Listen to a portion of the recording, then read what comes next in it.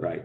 So yeah, your efficiency, talking about your performance management and your goal setting, right? So you set goals as to how many widgets you're going to produce per hour, per day, per month, that kind of thing. How many defects you're going to be allowing in terms of your quality.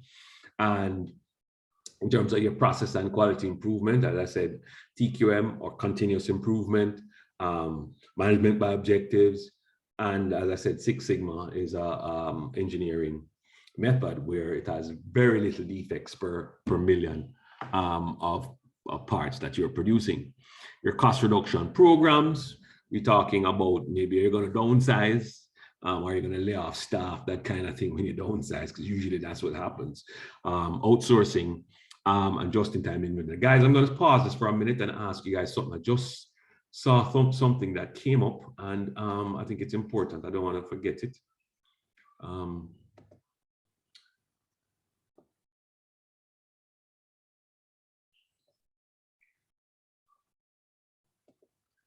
Okay, so we're saying cost reduction programs. We're saying it might have some downsizing, might have some outsourcing. So rather than making something in your own facility, in your plant, it might be cheaper to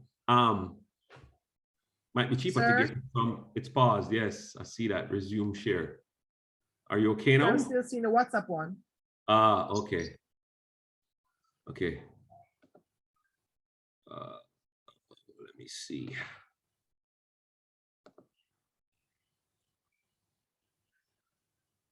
How are we now?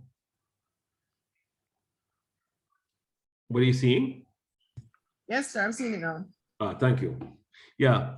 So it might be cheaper to outsource it to somebody who's an expert in making that particular item that you need for your input into your organization. And then just-in-time inventory, which we don't do a lot of that in Jamaica, but just-in-time is suggesting that you're getting your thing delivered to you just when you need it, right? So you're not keeping a lot in inventory, because when you keep stuff in inventory, there's an inventory cost, what's called a holding cost. So you don't want that, right? So, but in Jamaica, because we're an island a lot of times, and most of our inputs are from overseas, so a lot of times what we need to do is do what's called just in case we run out. So we have a larger inventory holding cost on our hands. But that is going down a bit now because of our proximity to the US, because of the shipping lines from China, that kind of thing, and we can kind of time it. And I think once we're finished with this supply chain issue that's ongoing, then we should get back to normal. Structural forms, we're talking about functional specialization, formalization, and standardization of, if you're manufacturing or even customer service, you standardize the way you provide that service. Appraisal, recognition, and reward systems. You need to make sure you have that in place. I think we mentioned reward systems a little bit in our last class, but you need to recognize people for what they've done. And a reward system, there can be, you guys know that some people are motivated by money, but others are not. So you can have non-monetary reward systems, as you guys well know. You put up employee of the month, that kind of stuff, employee of the year. You send somebody off to a hotel, them and them spouse for a weekend, that kind of thing. That need to be in place, recognition. And even if your company can't afford that kind of recognition, but a small token, small things like that are important. But your reward systems must be focused on efficiency, right, and process reliability, right? And of course, an appraisal system. You must have an appraisal system where you appraise your staff, I don't know, every quarter, maybe twice a year, or some people do it once a year, kind of thing. All right. Human capital and strategic human resource management that we talked about. So the quality of your work-life program. So you want to put in some flexi time, which is nice, where you have persons who must work at a peak time, but then there's some others who don't have to work in times when things are slow, basically. But you have a core, for flexi time, those of you who have just finished HR, you would know, for flexi time, you have a core time where everybody has to be there, or the core people has to be there, and then you have a time when you can do a flexi time, so to speak. Yeah? job sharing, job rotation, that kind of stuff. Child care facility, we have one at UTech, as you guys would know, right? That's always nice, but not every company can do that. But if you have a big enough company and you have a one room that you can spare to have persons with their children come in and do a daycare thing, that would be also nice. Fitness center. Not a lot of companies in Jamaica have that, but I know JMB has one, have an occasion to go into that fitness center. Well, I was meeting with Duncan. Also, Flow has one as well. Go ahead, say it. Flow has one as well. Who has one? Flow. Oh, Flow. Okay, yes, nice. Right. And in Sagicor, not Sagicor, Digicel has a gym downtown. I don't know if they pay for your membership or not, but I know there's a fitness center right there. So I don't know what how they use it, but basically these are all nice things to, you know, give a better work life, so to speak. Employee benefits. Express Actually Fitness. not owned by them. It's Express Fitness has a location there. Right, and I'm saying maybe they subsidize the membership. I don't know, you know, that kind of thing, because some companies do that. I mean, I remember when I was at Petcom, I didn't pay my gym. My Petcom paid it, but I guess I was the boss, so I could institute that. But no, it was a thing where it was a policy basically, and I just, you know, made sure that I used up that policy basically. So that's a good thing. Employee benefit programs, where most companies pay your healthcare or parts of it. So you have a health card. I don't know, but you get your vacation. If it's 2 weeks, that I don't know of any company that pays your vacation, but they give you your vacation time. So you get your vacation time, your retirement. I think it's 60 for women and 65 for men, right? And sabbaticals where you can go off and study, that kind of thing. Socialization and team building. And we're still under human capital and strategic human resource. And I think it's heavy because it's so important, right? You have orientation program where people come in and you orientate them so they gain the culture, they understand the culture of the organization when you do that, right? You have ceremonies and rituals, social events. So you have your retirement functions, and people take that lightly. You shouldn't, because anybody knows why you shouldn't take retirement ceremonies lightly? Anybody wants to pipe in here? Why you shouldn't take it lightly and say it's just a retirement ceremony? Anybody?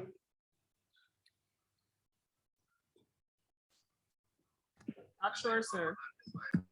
All right, so retirement, to me, it's important. So you have persons who are in their 50s, right, who are working. It's good when they can see that the company recognizes people who have worked for a long time, people who are now retiring. So for them, psychologically, the company cares for their employees. You get me? So as I say, I know you guys are leaders. So if you're called to a committee, you should push for that to happen. All right, because it basically it will help to reinforce the point that your company looks after its staff. And you know what happened? I saw, it could have been 2 weeks ago, the Ministry of Tourism recognized the persons who had done, I think it's 50 years in the industry. It was nice. And this is not political nor anything. It was just a nice thing to have done. Ingrid, go ahead. So what I find with these retirement ceremonies is that many times there are those who, you know, you would have probably invited back to come and, you know, to this ceremony. And I realized that if the company did not treat the members well while they are there, they are not interested in coming to any retirement ceremony. And they shouldn't. And they shouldn't. Sends a message yes, to the other staff too. So although the company might want to honor you and have this retirement ceremony, when those who are retiring say, I want nothing, I will not come back for a ceremony. It says something to those who are still working. Oh yes. About how a person feels about the company that they would have worked for so I totally agree. And that is why it should not just be a sham. It should not be just be a show. So if you're on a committee, this is where you tell them, look, we're doing this not as a show. We're doing this because we value our employees. So it doesn't start at the ceremony. It starts now. So the next 10 years, the next 15 years, the next 20 years, people would want to come to the ceremony. They're going to see their old friends. You know, they're going to get their award, whether it's a gold watch or whatever it is. You know, it's about showing that the company cares. So it's not just, you know, a pump and pageantry, so to speak, but it's showing that you care. But you have to you have to have been showing that you care for people to want to come to the ceremony. And I must say that in the companies that I've worked at, persons have come. I mean, you're going to have one or two persons who just don't come. Maybe they have illness or they just, you know, can't bother to come. But in the main, most people show up because it's something for them to do in retirement, eh? Something to them to get out of the house, do something. So I think retirement ceremonies for me, and I'm not there yet, but I'm just saying for me, it's a good thing. I mean, you guys are young, so you probably don't even, you can't even follow this kind of stuff, but it's important. So when you're leading, even if you're young, think about even 10, 20, 30 years down the road and what you're going to be doing. All right. Social events and celebrations. They're also good. Parties, Christmas parties, but we haven't had any of those for the last 2 years, right? But those things are nice. It builds camaraderie, that kind of stuff, right? And shows that the company, especially if you're making a lot of money, you can put back some money into some social events, right? If you're a non-profit organization and you don't have money, then, you know, it's a little different. But if you're a company that makes profit, then I believe you should. Alistriana, I'm sure you guys have big ones down in Sandals, don't you? Yes, sir. I have attended a couple, that's why I can say that. You have it at the Sandals Grand or something like that. Is it the Grand? Where you can go across the island and stuff like that? Yes, sir. Yeah, and I've been, because I used to run Sadco. So I was in the tourist industry also. So we were invited to those, and those were huge people. Let me tell you, those were large, very big ones, and very nice, you know. It makes a difference. I don't know how the employees felt about it, but I know how persons on the outside looking in felt about it.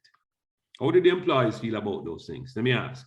And were they invited to the big ones or just the outside? Sir, they had they had special invitees because they took the opportunity to give, you know, some leading staff members, you know, different departments. So those were invited with a guest as well. So you had the regular managers, not all the employees, but selected participants and their guests. Okay, well, but they were nice. I mean, the food was just crazy. I mean, boy, if anything I missed was some of those parties from some of these hotels, I must tell you. All right. Some employee development programs now, right? Training, you want to make sure you're sending your persons on training and appropriate training, guys. Not just any training, not just, oh, I have a training program, who do I select? I just pick people's. No, people, you pick the persons who you know are appropriate for that kind of training. And we're going to look at some other stuff in other chapters to come in terms of executive training.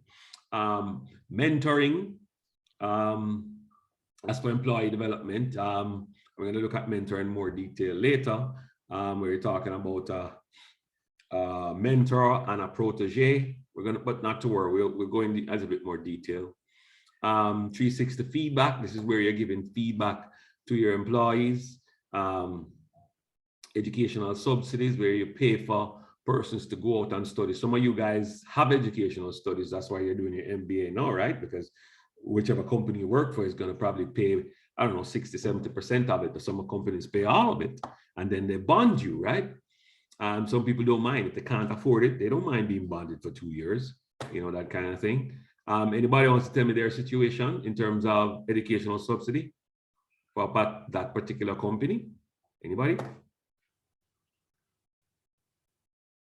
Remember, we're sharing now, guys. For me, UTech pays 70% of my tuition. Exactly. Are you bonded? Just for 6 months. It's perfect. That's sweet, isn't it? It is. Huh? It is. It is. Exactly. Anybody else? Ingrid, Sir, can what you about repeat the yourself? question that you asked a while ago? No, I'm saying share with me Well, anybody sir, for who's the in a ministry. company that they have educational subsidies and tell me if you're bonded and what percentage is paid. I'm saying we're sharing, so let everybody else know what's out there. You know what I mean? Keon just told us about UTech. Anybody else? I know Georgia is on study leave for 2 years. Study. And I think, Ingrid, I think you can claim back, as I think Angelita was saying, the ministry covers whatever amount and you can claim it. Ingrid, what's your situation? Ingrid, tell us. For the Ministry of Education, I noticed that Anna speaks to Georgia first, who is a teacher. So you will go, you can get that study leave. You are bonded for 3 years, and then, but you are not given anything for tuition. You are just you are paid. That's you not are nice. paid while Sure you about are that? on this leave, and then Oh, but you're paid. no, you're not given. No, you are paid your normal salary. Oh, And but at that's the not end, bad. you can claim your taxes that would have been deducted. That would be the normal study leave for education. For those who study without taking leave, like myself, the government, I guess, if the program suits them and suits what you are doing at the school, then what they would do, they will refund 50% of the tuition that you would have paid.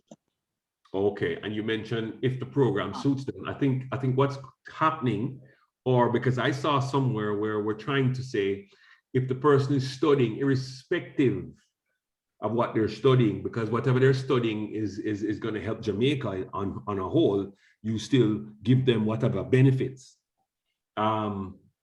that persons who are studying. Say you're in education and you're studying for education. So that's one of the thoughts that is out there. I don't know how you guys feel about that. If you're studying, irrespective of whether it's something that is in line with your job. How you guys feel about that? I'm just throwing that out there. Keon? Sir, the same thing usually happens at UTech. Before we had Professor Vassiani as our president. If you apply for the 70%, if it is not within the area that you were employed, normally it would have been rejected. When he came, he changed that policy to say whatever you're studying, once you have met all the criteria, then it should be honored. Exactly, and that's my thought. That's how I feel also about training, because I love training. You know, I mean, I just think training and edifying one, it just goes a far way, and it's not just for the organization that you're in, but it's for the country that you're in. It's for the world, because even if you migrate, you can take that skill with you. And some people are against that kind of thing. I don't mind. Educate nurses, export them. They're going to send the money back to Jamaica anyways. You know what I mean? That's how I feel. I don't know. You guys might have different thoughts on it. Well, let me hear your thoughts on it. So I want to find out from. Yeah, go ahead, Ingrid. So go ahead. Before Alistriana speak, Alistriana, if you're speaking, from Keon. Suppose you had decided to do this masters at UTech, would UTech pay 70%? No, they would pay 50. They would Still pay not so bad. so, Still not so bad. not Still not bad at all. Not bad at all. Yeah, exactly. Right. And what quality of staff would UTech do this for? Is it that you just do it for your full-time staff? Once you're Or do working you with give some subsidy to your part-time people? Once you're working with the university for 2 years, then you're considered. Yes. You have to be for 2 years. Yes, I remember now. Yes, 2 years. That's so. Anybody else wants to comment? Going once, going twice, and we're moving on. All right. let's look at now human resource planning, succession planning. Even if you are.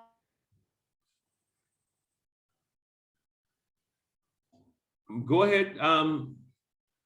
Ingrid, you had a point. You were trying to say something? I'm so sorry, sir. My internet went a bit, so I did not hear Keon's. Oh, she's saying if you're studying somewhere else other than UTech, it's 50%. The university pays back 50%. Did you hear that? Your internet went again. I know, sir, no, sir. It just came back well. What Keon said and what you said? No, Kian said you paid 50% if it's not at UTech. So if if you're studying at UWI, it's 50%. UCC 50%. Yes, I had heard that, but that section to say whether if you are a contract, if you're a part-time person, how would the university deal? Oh, go ahead, Kian. For part-time persons, that is not extended to part-time persons. So if you're a part-time lecturer, then you wouldn't be given the 70%. You would be given nothing. Yeah, you'll have to pay out of pocket. Or, oh no, I don't think the loan is extended either, because they give loans to persons who want to take it, but I don't think that is extended to part-time persons. All right, so there's no reason for you take full-time people not to study, really. None. No, there is exactly. none. None, exactly. So let's welcome Georgia. And I hear you're on study leave. What we're talking about is some of the ways and programs that organizations have. So tell us about your situation. Your full-time studying, does your company pay for it? Do you pay a portion, that kind of thing? Are you bonded? Okay, morning again, everyone. Yes, sir. After working for 10 years, once you have not broken your years of service, you're entitled to 2 years study leave with full pay, but you're bonded for 3 years. That's rough though, Georgia. 10 years? Yes, sir. Nah, listen, you're gonna be the head of that company soon, right? No. You need to change that, Georgia. Wouldn't everybody agree with me that 10 years is too much? Sir, the Ministry of Education. See, thank you. All right, so Ingrid, now we have, what we say now, we have expert, what do you say now? Expert information.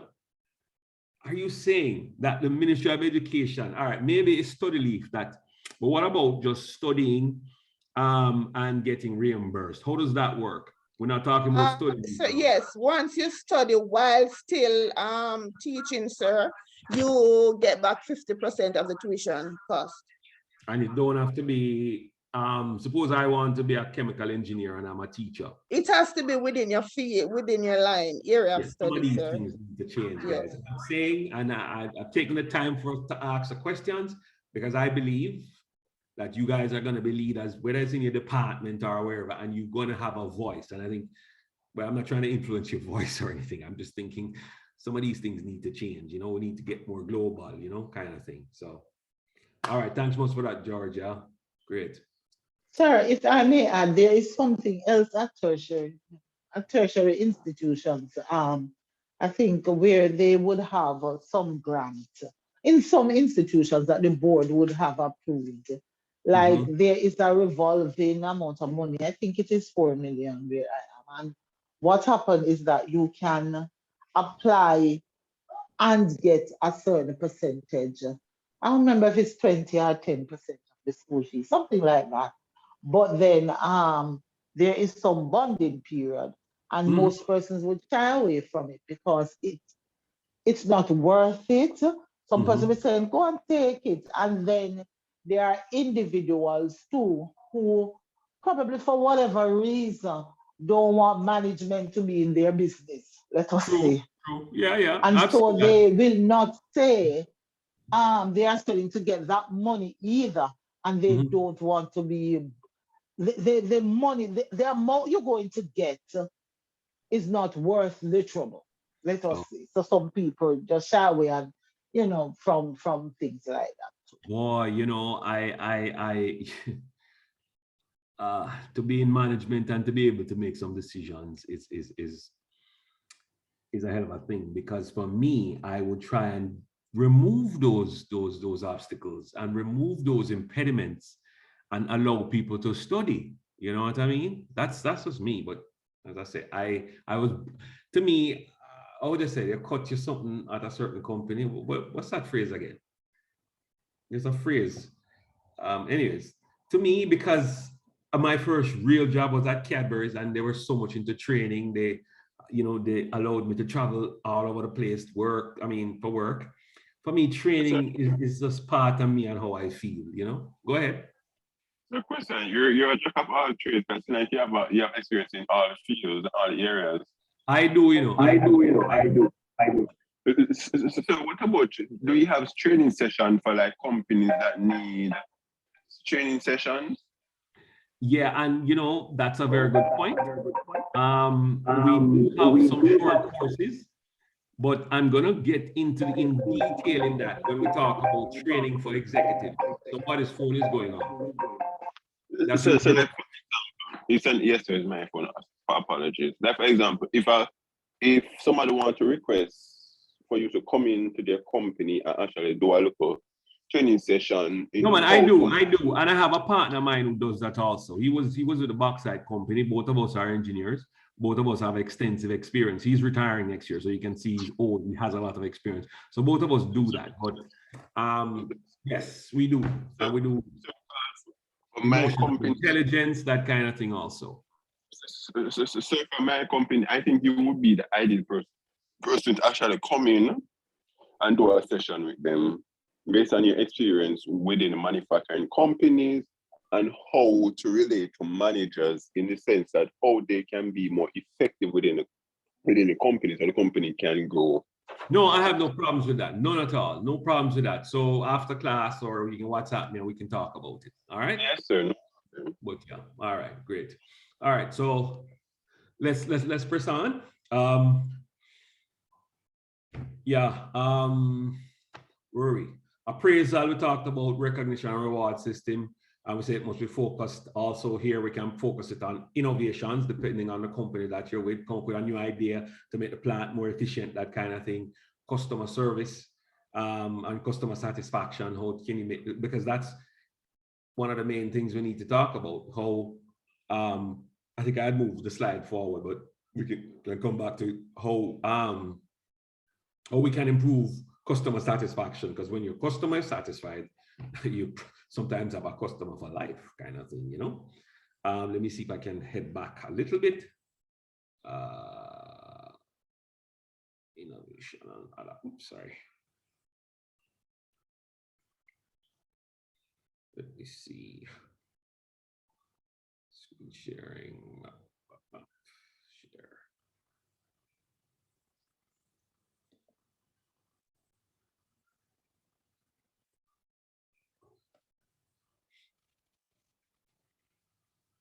Okay, so now we move on to innovation and adaptation. Competitor and market analysis, right? There we look at do your market survey to see what's out there in the market, right? You can set up focus groups, right? You can look at set up customer panels where you have customers who come in and you can ask them questions, what they think about your product, what kind of product. It's like a focus group. You guys, same thing, focus group. You guys have heard of focus groups, right? Ever been a part of any focus group? Heard of it? Yes? No? Yes, sir. Heard of it. Right. Heard of it, never been a part. Okay, I've had to set up a focus group for a company I had, and the focus groups are very important. Yeah, focus groups are very important. Yes, sir, research. Can make a big difference in your product, because sometimes you think the customer wants something, and that's not what they want, So focus groups are very important, right? You can do comparative product testing, where you're testing your product against another product, and we did a lot of that in Cadbury's, I must tell you, because we're always competing against Hershey's, right? Have you guys ever heard of Hershey's? Hershey's another big chocolate manufacturing company. So, Yes, sir. right. So we were always competing against Hershey. So if they came out with, say, a coconut-filled chocolate, and we would compare their coconut-filled chocolate with ours, kind of thing. So you come do your comparative test, blind taste test, that kind of thing also, right? So customer don't know which product they're tasting and say, what do you think of this product? And they tell you. So that's a blind taste test, which always works. By the way, you've always heard this thing about the blind taste test between Coke and Pepsi, right? Have you guys ever heard of it? Because back in the day, you couldn't tell the difference, eh? Well, nobody drinks Coke. You sure can now, exactly. Exactly. So what are your thoughts on that? Which one do you think is sweeter? Because it is about the sweetness now, isn't it? Pepsi, sir. Pepsi is sweeter? Well. No, well, Coke is sweeter, but Pepsi tastes better. Ah, okay. All right, and that's your opinion. That's another thing, eh? So I'd have to take 10 people and run a test, and then we'll see which one come out with tasting better. All right. Most people would especially outside of Jamaica would say that Coke is the better. They'd say Coke? What do you think they'd say? Coke. They would say Coke is the better soda. I think one time I heard that Jamaica is probably one of the only places in the world that Pepsi sells better than Coca-Cola. I heard that too. And I kept asking why, and I heard it's because they put more sugar. But now with the new law that came in a couple of years ago, right? I think the sugar level in Pepsi has been reduced. It's been reduced. Sir, it's almost like when they give you Coke Zero. Nothing, you don't taste any different, man. Almost like when they give you Coke, they say Coke Zero, Coca-Cola Zero.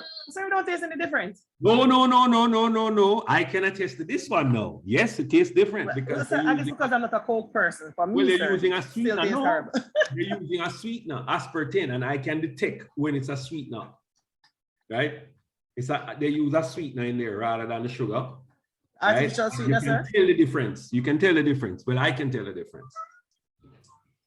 I can tell the difference. All right. Knowledge acquisition, well, innovative programs. You need to put in entrepreneurship programs where people are almost entrepreneurs within the company.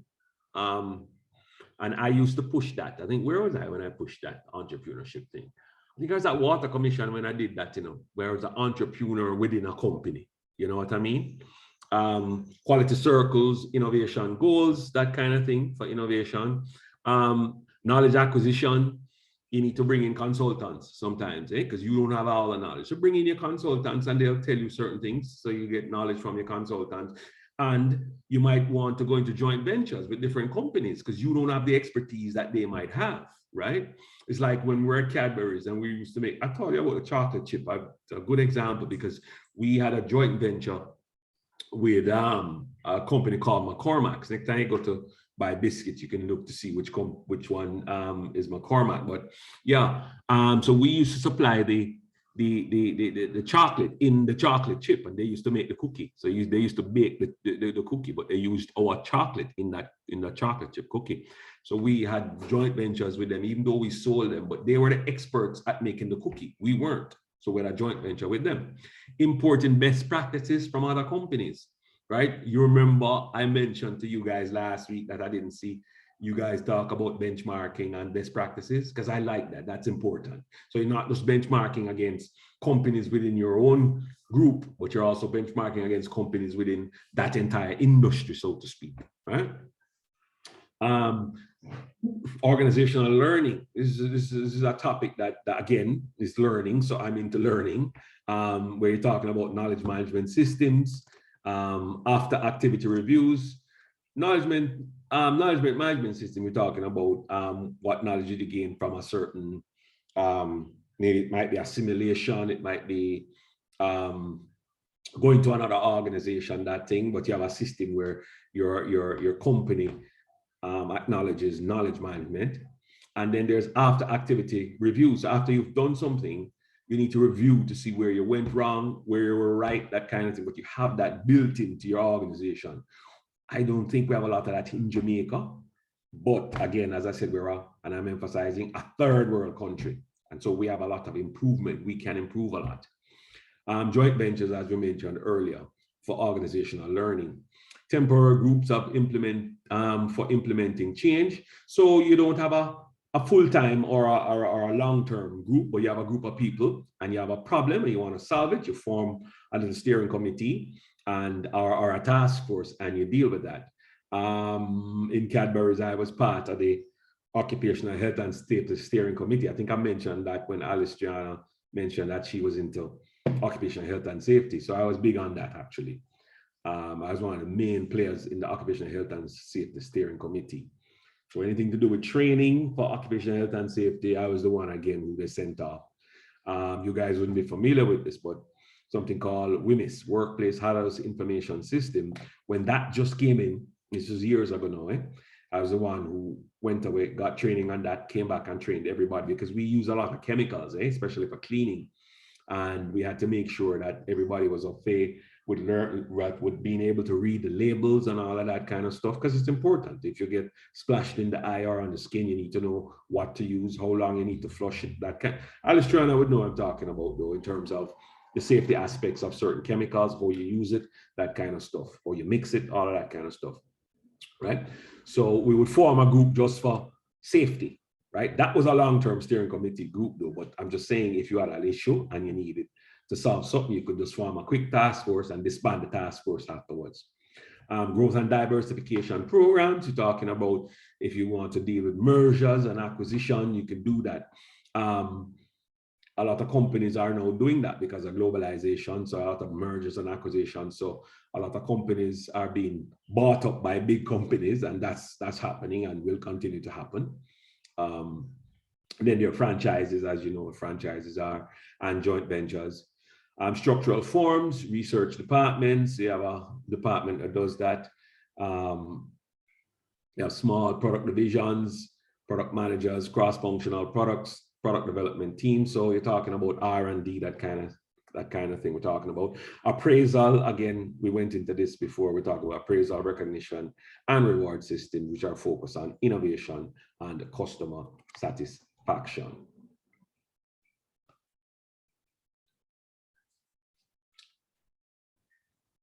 So let's look at how leaders influence organizational performance. And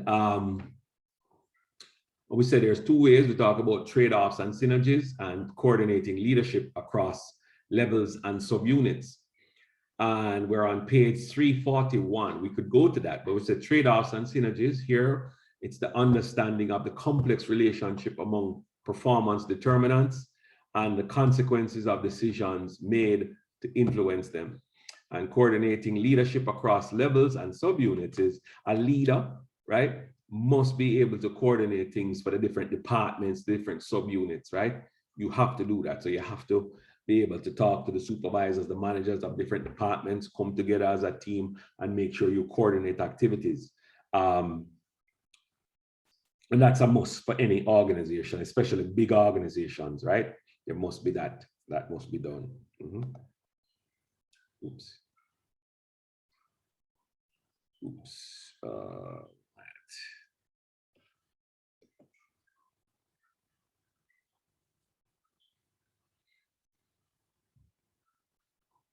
Organizational culture. Look at the function of cultures, culture and organizational performance, leader influence on culture, and difficulty of culture change. And we talked about this earlier in the course where we talked about inertia to change. So let me see if I can go to page 346. A second here.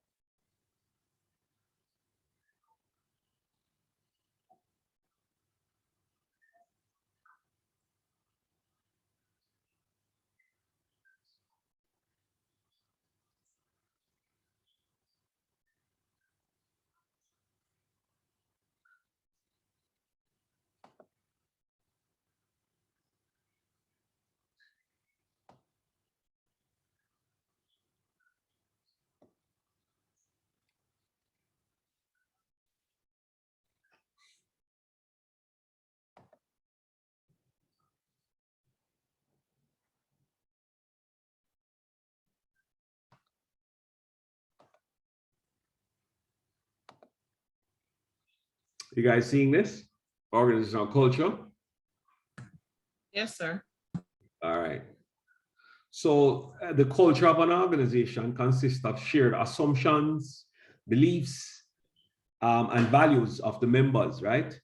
The underlying beliefs and values help members deal with problems of survival in the external environment and problems of internal integration.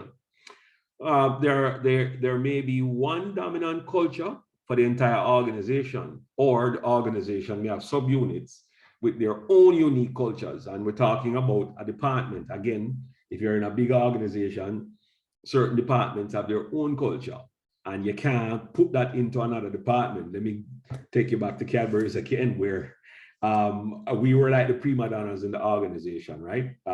Because we had the engineers and we actually made the chocolate. I think I told you guys that we brought in raw materials from all over and we actually made the chocolate, right? We put in the sugar, the skim milk, the cocoa powder, the cocoa beans, that kind of stuff, what's called vanillin. So we had the formulas to make the different types of chocolate.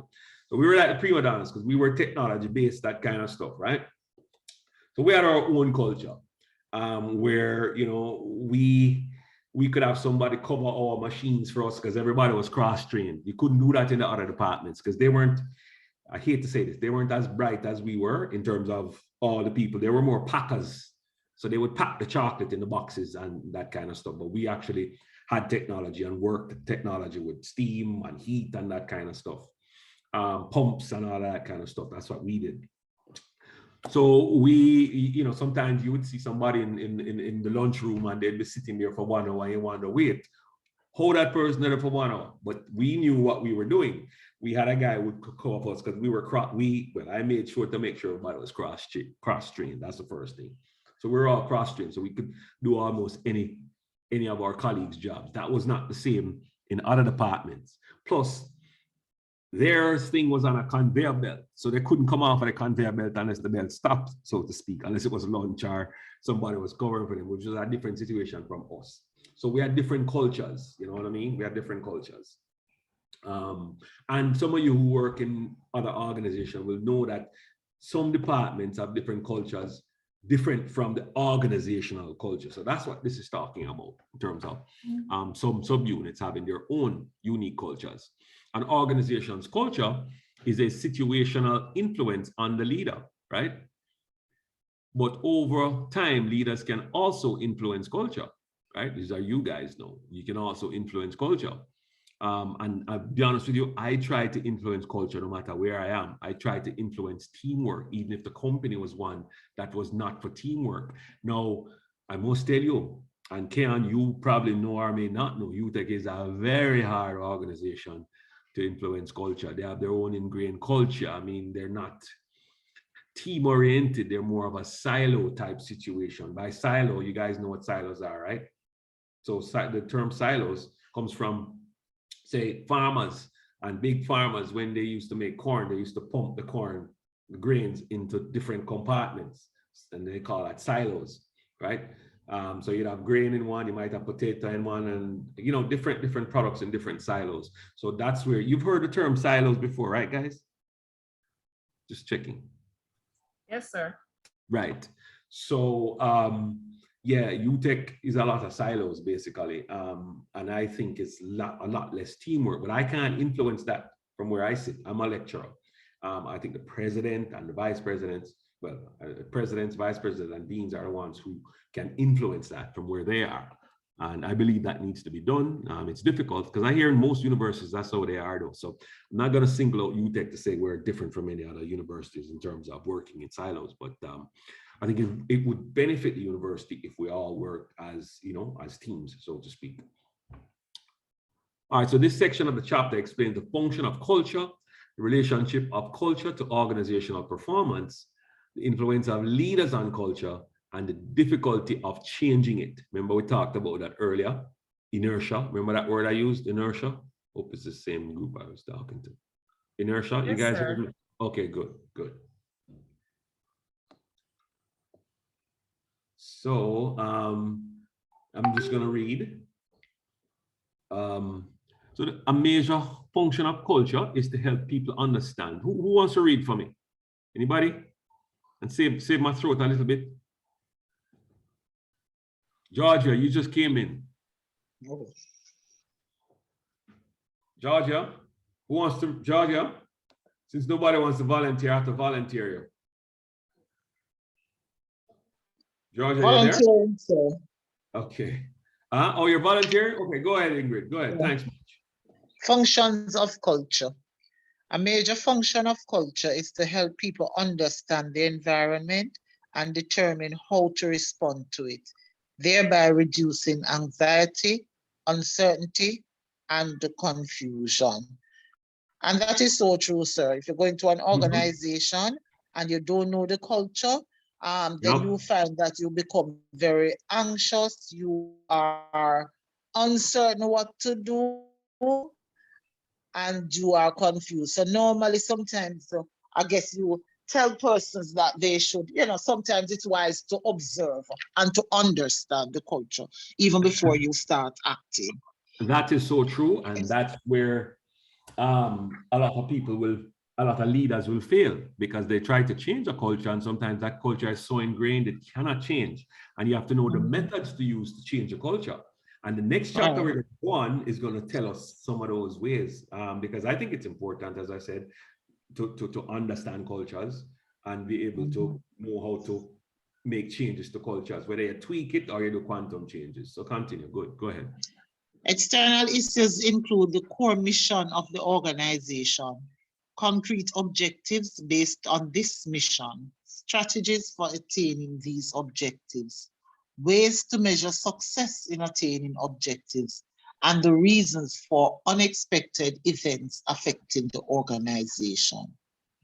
Objectives and strategies cannot be achieved effectively without cooperative effort, and internal integration involves issues such as the criteria for membership in the organization, the basis for determining status and power, criteria and procedures for allocating rewards and punishments, rules or customs about how to handle aggression and intimacy, and a shared consensus about the meaning of words and symbols. The beliefs that develop about these issues serve as the basis for role expectations to guide behavior. Let people know what is proper and improper, and help people maintain comfortable relationships with each other. Question from the education ministry. Yes. Boy, let me not put this question out there, because what is proper and what is improper. What's the culture do you think in the education ministry? The ministry itself, no, not the persons in education, if you know what I mean. Anybody, given what has gone on in the past, or in the recent past, or still going on?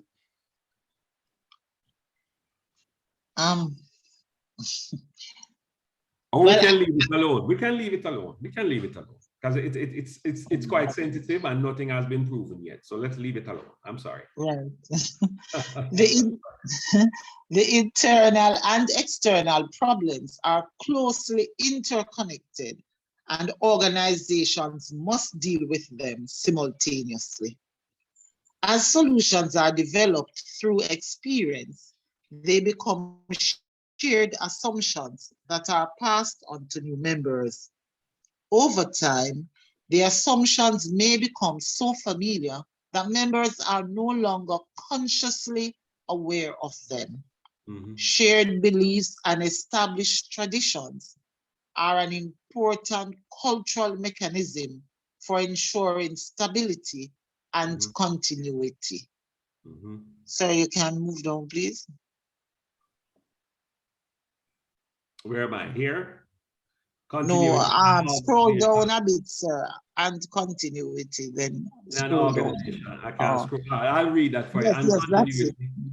In an organization or society, and culture can facilitate or limit efforts to make major changes in the organization. So that's very important. right? That's very, very important. Let me go to culture and organizational performance. My screen is a little messed up, so that's why I can't, when I scroll, you won't see it. So cultural values can enhance the performance of an organization if they are consistent with the type of processes needed to accomplish the mission and adapt to internal and external challenges, right? It goes on to say, for example, shared values such as flexibility, creativity, and entrepreneurial initiative can facilitate innovation and organizational learning. Shared values about reliability, meeting deadlines, error-free performance, controlling costs, and responsible use of resources and adherence to best practices and standard procedures can enhance efficiency. So you see how cultures are important. So you go to a company in Japan, and they, you know, Japanese were known for their efficiency, zero waste, that kind of thing, or very little waste. Six Sigma was originated in Japan, that kind of thing. You know, so cultures are important. We talk about the Chinese and how they work. We've seen them how they work on the highway. They have on the boat hat and they're moving hard, whereas we know we're a little bit different. Even though we're from the sunshine country, we shy away from the sun. We don't want to work in the sun, even though we have enough melanin to serve us. You guys know what melanin is, right? Yes. No? All right. Even though we have a lot of melanin, we still shy away from the sun, right? Whereas the Chinese that just keep going because of culture, right? So the organization's culture may include values that are important in the national culture. Example, performance orientation and uncertainty tolerance. And these values can also have implications for the organization's performance.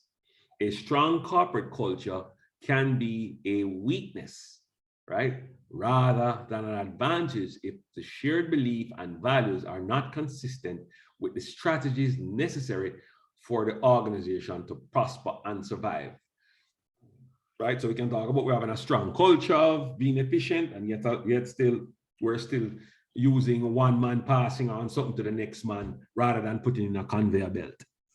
You guys understand that little analogy that I just drew on a while ago, right? You can have a strong corporate culture where you talk about your efficiency, right? But yet still you're moving, say, I don't know, bags of cement from one area to the next. And what you do, you line up 20 men and one man pass one bag to the next man, to the next man, to the next man, rather than implementing a conveyor belt system where you just have one man, put the thing on the belt, conveyor belt, and make it run to wherever it's going.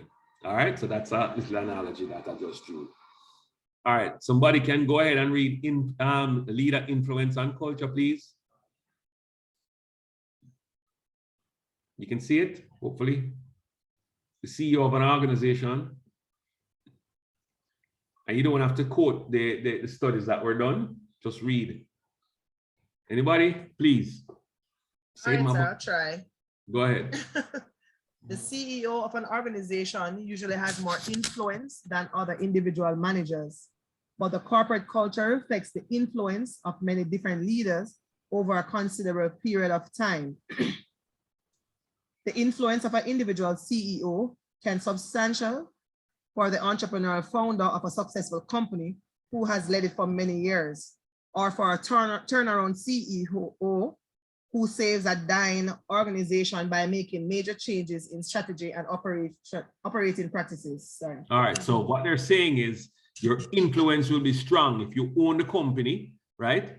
And the company is successful, or if you are one of those CEOs who turn around the company when it was going down, you turn around the company. So what will happen? Because you put in major changes in strategy and operating practices, right? So you can now influence the culture of the organization, right? Because you turned around the company. So go ahead, continue. But the potential influence of leaders on corporate culture increases in a crisis that requires major changes.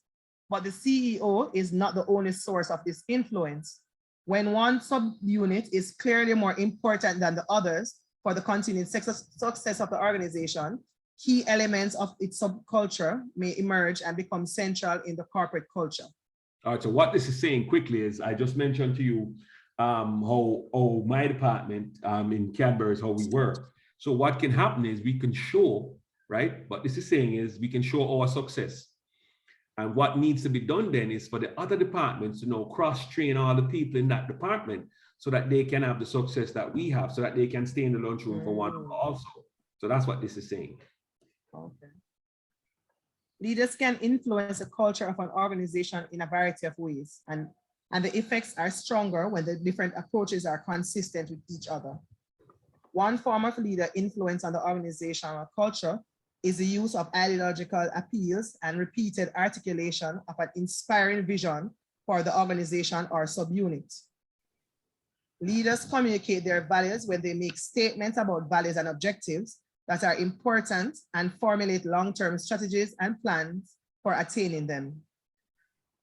Written value statements, charters, and philosophies can be useful, but they have little credibility unless supported by leader actions and decisions. Every time. Anybody can write a good mission statement, good vision and all of that. But if you're not practicing that, then people will see it and people will know and people will not follow. But continue, yes? Leaders communicate values and expectations by highly visible symbolic actions relevant for cultural values, such as showing loyalty, self-sacrifice, and service beyond the call of duty. Even when the symbolic actions or decisions of a leader are not directly observed by most members of the organization, they can become the subject of stories and myths and be propagated widely. Yep. Leaders also communicate their priorities and concerns in their daily activities by their choice of things to ask about, measure, comment on, praise, and criticize. By not paying attention to something, a leader sends a message that it is not important. The importance of keeping decisions and actions consistent with espoused values is shown in the following example. Read it. Read the example. Oh. The CEO and top executives of a small computer company in the Silicon Valley wanted to create an appropriate culture for the new company. They produced a 2-page value statement describing the importance of employee involvement, open communication, high quality products, and good customer service. The values document was posted in prominent places and distributed to company employees. However, there was a wide discrepancy between the value statements and the executive behavior, and most employees knew that secrecy and expediency were the real values. Instead of open communication, meetings were used to announce decisions that were already made by top management, and employees were not encouraged to suggest ideas or express concerns. Getting the product out the door to customers had top priority. Regardless of possible defects, as quality problems increased, many customers became dissatisfied with the company's computers. Sales began to decline, and 2 years later, the company filed for bankruptcy. All right, so you can see this is hypocritical. They talk about employee involvement and all of that, when none of that, they post it, right? But none of that is true. Right, and so the company just went. The quality was down because what this company cared about was just getting the thing out the door. They never really care about quality, and so the sales fell. So sometimes some of these things that you read, it kind of reinforces some of the ideas in your mind. All right, so we can move on to difficulty of changing culture now. Go ahead, you can continue, please, and thank you. I have to zoom in because I don't know if it's everything black. All right. How difficult it? Yes, it's a bit. I don't know for whatever reason I can't zoom in. How difficult is it? It is to change culture depends in part on the developmental stage of the organization. The founder of a new organization has a strong influence on its culture. The founder typically has a vision of a new enterprise and proposes ways of doing things that, if successful in accomplishing objectives and reducing anxiety, will gradually become embedded in the culture. The culture in young, successful organization is likely to be strong when it's instrumental to the success of the organization. The assumptions are internalized by current members and transmitted to new members, and the founder is still present to symbolize and reinforce the culture. The The culture will evolve slowly over the years as experience reveals that some assumptions need to be modified. Eventually, as the organization matures and people other than the founder or family members occupy key leadership positions, the culture will become less uniform and subcultures may develop in different subunits. In general, it is more difficult for leaders to change culture in a mature organization than to create it in a new organization. Yeah. One reason is that many of the underlying beliefs and assumptions shared by people in a mature organization are implicit and unconscious. Cultural assumptions are also difficult to change when they justify the past and are a matter of pride.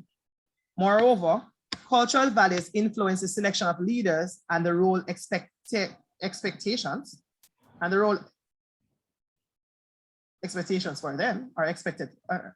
I say, all right, in a matter relatively prosperous organizations, culture influences leaders more than leaders influence culture. Drastic changes in cultural values are unlikely unless a major crisis threatens the welfare and survival of the organization. Even with a crisis, it takes considerable insight and a skill for a leader to understand the current culture in an organization and implement changes successfully. Let me see. Get that. All right. All right, so that's great. So we've looked at cultures, and I hope everybody get that straight. That because I'm saying the next chapter we're gonna go on is basically all about cultures and a little bit about gender and all of that. But I needed to get you the build up for here in terms of how leaders can make changes and how organizational cultures are for a new company versus an old mature company. All right. Yes. All right, let's get back to our slides. New share. Where we at? So we went through all of this, right? Went through all of that. All right, so let's head to. Don't bother to look at studies of the CEO. That's for you guys. So look at.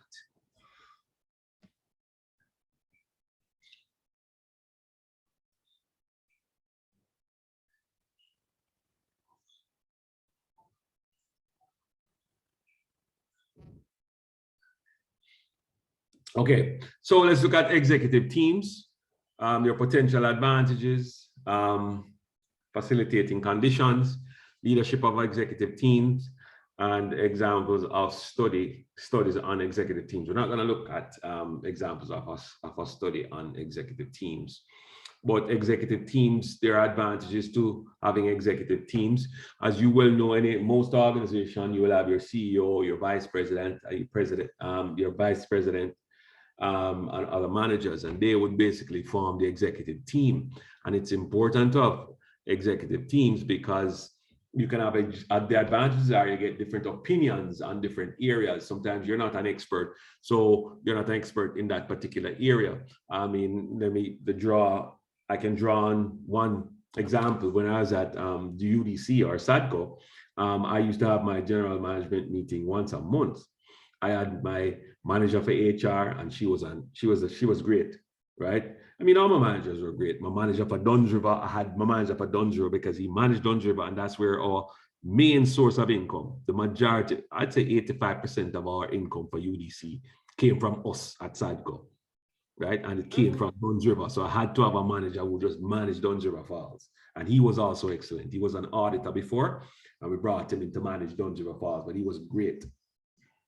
I had my operations manager, also a good operations manager, and I had managers for all the different properties. So I had a manager for properties. I had one manager for, and by that manager for properties, she managed Laughing Waters, not Laughing Waters, sorry. She managed the different properties that we had. So the Roaring River property, she managed all the craft markets. So we had a craft market at Pineapple. Most of you wouldn't know where Pineapple is, but Pineapple is a part of Ocherius when you're going back to St. Mary. She managed the craft market that we had at Duns River Falls. And there were two other craft markets, one called a place named Swansea or something like that. You're going through Green, what's it called? Fern Gully, go up some more. You guys don't know those years. Anyhow, but yeah, so we had managers, and that was important because it was too big for any one person to manage. It was too big for any one person to have intimate details as to how things work, in particular Duns River Falls, and that's where your money is. So you had to know about the turnstile, you had to know about the little nuances, you had to know about your seasonality in terms of your tourists, and Alistrana would know that in terms of the season that tourists come in. We had to send away some of these managers to Miami because that's where the cruise ship is housed. Right, so Carnival cruise ship and other cruise lines, or their major offices were in Miami. So we had to send managers, and I've been there too also on trade shows because you have to have a presence. So you need your managers who can give a different perspective on things.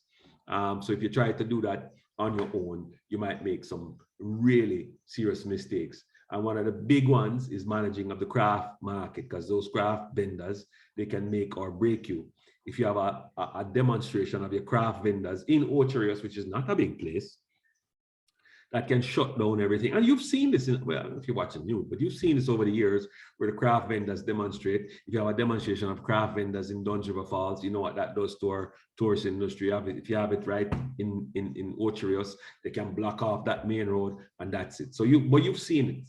You may have seen it in the news now and again. So you need somebody who can relate to the craft vendors. I mean, I couldn't relate to them because I'm kind of down to earth, but you have some managers who believe because they're managers, they can't relate to a craft vendor. So you need to adjust yourself and relate to craft vendors, So it's important that you have an executive team because there's so many advantages that you can, you can garner from that. And you need to facilitate the conditions for your teams. You need to make sure you give your managers the right tools to do their job, take out any impediments from them, right? And you need to lead your executive team, be a leader for your executive team. Whether it's you're not defending wrong, but you defend your managers and then you draw them up outside. It's a different thing than drawing them up in front of everybody. You know what I mean? That kind of thing. So that's what we're talking about in terms of leadership of your executive teams. Now let's look at external monitoring. Remember, there's a question there, yes, right? Go ahead. That point. You said that if your executive management, someone from the team is wrong, then you would defend them, then draw them up outside. No, I'm talking about not in terms of within my team, So if I'm having a meeting outside and I brought in a manager, I wouldn't embarrass my manager in front of executive chair, in front of the board of UDC. I wouldn't do that. Sure. Say he's wrong, but I'm not going to embarrass him. That's what I meant. Oh, okay. Sure, sir. Exactly. Because, You would do the same thing. Nobody does that. No. Sure, sir. Because and anyhow, if someone below you do anything, I guess the buck stops with you, and you would have to accept responsibility. You would not be able to. Right. There you go. There you go. But what I want to know, when in leadership and one of your leaders too, wrong a staff member, and the staff member comes to lodge his or her complaint. Yes. You wonder how to deal with that, especially when the leader is incorrect in their action. The leader was incorrect with the action. And in that case, this is where you just bring the two of them together and you hear both of their points. And if you want, you can bring your HR manager also, right? And you hear their points. And then you can say to the manager, I have to take a decision here. I think you were wrong in doing this. However, XYZ. Nothing wrong with that. Nothing wrong with that. That's nothing at all wrong with that. And the subordinates, I hate using the word subordinate. The subordinate needs to know that they were right in what they did and that the manager was wrong. But it's how you do it. It's really how you do it. Really how you do it. Yeah. Okay, sir. All right. So the external monitoring now that we talk about, right? And the strategy formulation. So with the external monitoring first, you need to ask some questions for your external monitoring because you want to know What do your clients and your customer need and want? Remember, I say you can't assume, because sometimes that's why you do the focus groups, right? Because you might think the customer wants one thing when they don't want that. So these are some of the questions. What do the clients want and the customer needs? What is the reaction of clients and customers to the organization's current product and services? Who are the primary competitors? You need to know that. You need to know that. That's your environmental scan right there. Who are your primary competitors? What strategies are they pursuing, right? And sometimes you have to do some, how do you say now, industrial espionage, so to speak, you know what I mean? To find out what they're doing, how are they pricing, their advertising promotions, new products, what they're doing, what are they doing with customer service? You need that, because that's what keeps you in the game. How do competitors' products and services compare to those of the manager's organization, right? What events affect the acquisition of material, energy, information, and the other inputs used by the other organizations to conduct its operation? Because maybe they can price their product lower than yours because they have their own, they're producing their own energy, right? From solar, when you're still taking it off a JPS. So obviously they can now price their material cheaper because their input is cheaper. So you need to know some of these things. And that's why I said, you might want to call it industrial espionage, but it's necessary, right? You guys know what I mean, right? I just said that, hopefully, yeah. You guys know what I mean when I said that, right? Just checking to make sure. No? Yes? No? So basically, I'm saying you need to know what is happening in the industry. Hello, you guys are hearing me? Just checking. Yes, sir. Because I'm not getting any feedback. All right. I'm hearing, sir. Okay. Okay. So you need to know what's happening in the industry. You need to know what your competitor is doing and why they can price cheaper than you, right? For the same quality of material, right? And maybe they have a better supplier. Maybe you're buying stuff from the US when they're buying it from China. You need to know all these things, right? How will the organization be affected by new legislation and by government agencies that regulate its activity? So you're talking about labor laws, you know. So, you know, some companies are using underage kids to do some of the work for them. Maybe they're buying from a company in, say, I don't know, India or one of those countries who are using kids to as part of their inputs, their labor inputs, so they can get materials cheaper, right? ILO might be kicking out against that pretty soon as a labor law, so you need to be aware of all of those things. Environmental regulations. Maybe it is that your effluent is at a standard greater than what NEPA wants it to be. You guys know NEPA, right? Let me just say. You guys know NEPA? Yes, no? Yes, sir. Right. So maybe your effluent is at a standard which is much higher than what NEPA wants. So maybe if you can throttle up your machine, produce more, and still be within the environmental regulation, so to speak, right? Safety standard. Maybe you're spending too much on, well, this is not a nice topic to say, but maybe you're spending too much on safety for a certain machine when you don't have to. Maybe you're putting in a very expensive guard for a machine when you don't have to. You know, a makeshift one could work and you'd still pass that's the safety standard. So some of these things are important. Your tax policies, you need to know. Those are important things to ask when you're doing your external monitoring. If you want to move your company to another country, you need to know the tax policies, right? That kind of thing. All right. Yes, sir. Again, how will new technology affect your organization, products and services? So if it is that another company is using high technology, maybe you need to go into high technology. But what's going to happen when you do that is you're going to have to lay off some staff, right? Because you're going to cut, when you introduce technology, usually you're going to have staff lay off. How is that going to affect your company? That kind of thing. Maybe you're a government company and you're competing with some private companies. Layoff for you is different from layoff for them, right? Different implications, right? How do the organization be, how will the organization be affected by changes in the economy? We just talked about employment levels, interest rates, and growth rates. If interest rates go up, how is it going to affect you? Do you have a big loan out there? When interest rates go up, you're going to have to be paying more. If your loan, if you have a loan, you're going to be paying more. Whereas the other company don't have a loan, so you know what's going to happen. You're going to be uncompetitive. You're going to have to be paying more on the loan that you just took out, right? You might have to lay off staff. You never know, right? That kind of thing.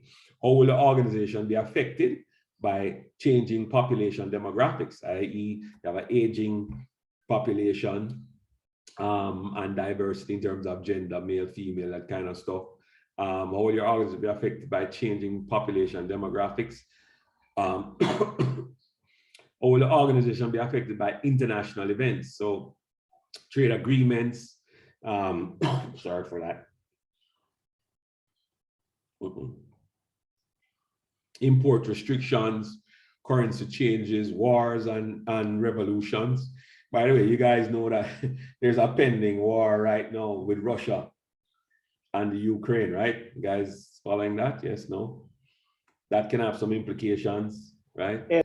Maybe not for us immediately, but it could have implications for persons in the US because they have to move some people who are in the army. Usually people go in the army because they have nothing else to do. They go in the army figuring, oh, there won't be no world war, man. Then if there's a world war, people just drop a nuclear bomb and it affects everybody, so there's no world war. But you have another thing coming, right? Maybe countries can agree that nobody drops a nuclear bomb, but you have, you know, land war. And so, you know, that can affect persons. I'm just saying, that's a horizontal excursion here, but there's a possible war looming, guys, where Russia has mobilized some force on their border with the Ukraine. The US has done the same to combat that, as you know. So yes, trade agreements are important. Like for CARICOM, there's a problem I have in one of my courses, Decision Science, where we say there's a CARICOM trade bill to be passed by CARICOM. All is going to affect farmers who plant corn, red peas, or peanuts. If the bill passes, they stand to make a whole lot of money on certain other products. And if it doesn't, they stand to not make money. Not say they're going to lose, because it depends on what they plant, right? So trade bills, trade agreements. I don't know if you guys have ever heard of the Treaty of Chaguaramas. Anybody? No? So there's a Treaty of Chaguaramas. Basically, when I was at Petcom, I had to negotiate around that trade bill because we used to buy lubricants from Trinidad. You guys know Trinidad produce oil, right? Yes, no? I was asking quickly. Sure, sir. Sure, sir. Okay, so we bought lubricants from, or used to buy lubricants from Trinidad. And then I came in and I said, but hold on there. I checked the other prices, do my environmental scan, and I could get oil, lubricants cheaper from the US. They're telling me, oh, I have to honor the Treaty of Chaguaramas. This is between CARICOM nations. I said, no, bullshit. I'm running a business. Sorry about that. Sorry, very sorry. Sorry I said that. You didn't hear that, right? So I said, no, that doesn't make sense. I'm trying to run a company and make the company profitable. And then I'm going to be bounded by the Treaty of Chaguaramas when all other companies, Texaco, Rubis, which was the other companies, all the other, because I was at Petcom. So remember, Petcom was a gas station. Well, it's no private, but at the time, I'm saying, but I need to stay viable. I need to keep the company viable. I am not going to buy any more oil from Trinidad, or if I buy, I'm going to be buying at a reduced volume, right? To keep my my company viable, so I can sell my oil and compete with the other companies who are selling oil. I think at the time, a liter of 10W30, which is one of the oil that go into engines, popular one, was going for about $1,000 from the other stations, and we were selling it at about $1,200. It didn't make sense. I couldn't compete on price. In terms of, we talk about you're competing on 3 different things: response time, cost, which is your perceived value of your customer, of the value to customers. So I'm saying, when you look at the ingredients, they are the same, and somebody's going to spend $200 more. So I said, no. So we started taking and buying oil from the US. So trade agreements are important, and sometimes you can't go around them, but sometimes you can. So it's important. Just the point I was trying to make there for you guys. And as leaders, it's important. Ingrid, go ahead. So talking about the trade agreements and the Treaty of Chaguaramas,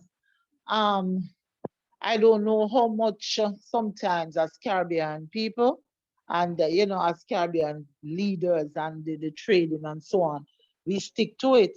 We found out that some time ago that the court got involved when our Jamaican girl, I think Shanique or so on, when she decided to go to Barbados, and she was stopped at the Grantley Adams Airport, treated poorly. All her orifices, it was searched yes, I remember that. I remember that. in a manner that wasn't, that was archaic. With somebody using their hands and so on. Yes. She, the officer mentioned that they only come from Jamaica to take them man, and she was detained, then sent back to Jamaica. And we know the lawsuit that resulted from that, with her coming out the victor against then a 21-year-old girl. I think she's in the jail, running somewhere. Come out the victor against a country, Barbados. And that went through the Caribbean Court of Justice, that is the Caribbean really court, and for some, the final court of appeal. And we recognized what happened in that situation, that the judge then, with the Treaty of Chaguaramas, because that was what was used, came out, and there were certain things that was said. If we notice our passport, how it is that the passport really have CARICOM. You know, you used to have one passport in Jamaica and so on. No, the passport don't say that.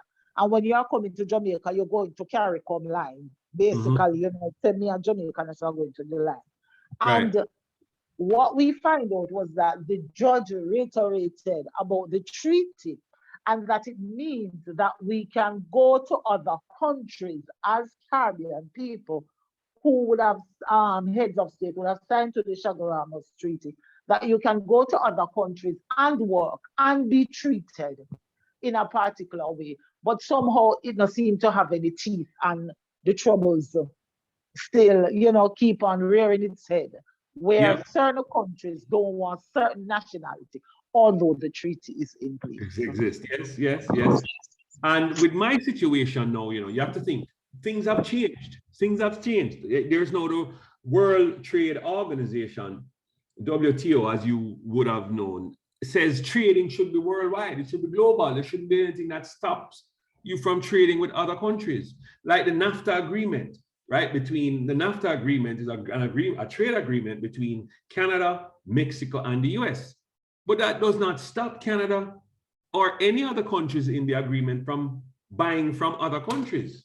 You see what I'm saying? The trade agreement facilitates maybe a lower price between those countries, but it doesn't stop them from buying from other countries. I don't know if you see what I'm saying, yeah? So sometimes you have to look at these treaties and you have to be able to manage them as leaders, so to speak, all right? So, but that's a good example though. I remember that situation.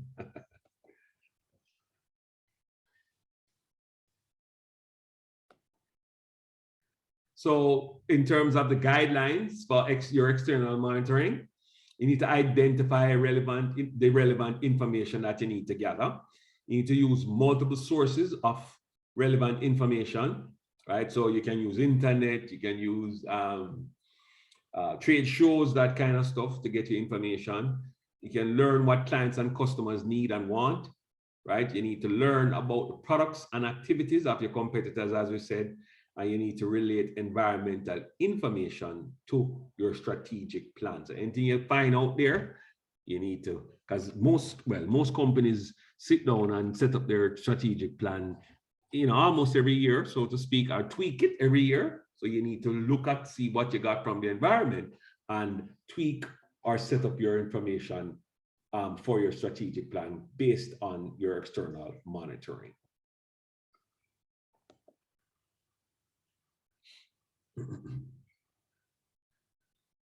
So how do you formulate your strategy? So you need to look at now developing your competitive strategy. And some examples of possible competitive strategies include selling a product. And I remember I told you 3 things: selling a product or service at its lowest price. So if you're a cost leader, right? You can have superior quality, customer service, or the most innovative products and services, providing a unique product or service in a segment of the market ignored by the competing organization. And this is where we talk about a niche market. Are you guys say niche or niche? How you guys pronounce that? Tomato or tomato? Say niche. Right, I say niche, exactly. But some people you'll hear say niche. So you need to at least know what I'm talking about, right? And being the most flexible about customizing products or services to meet each client's needs, customization.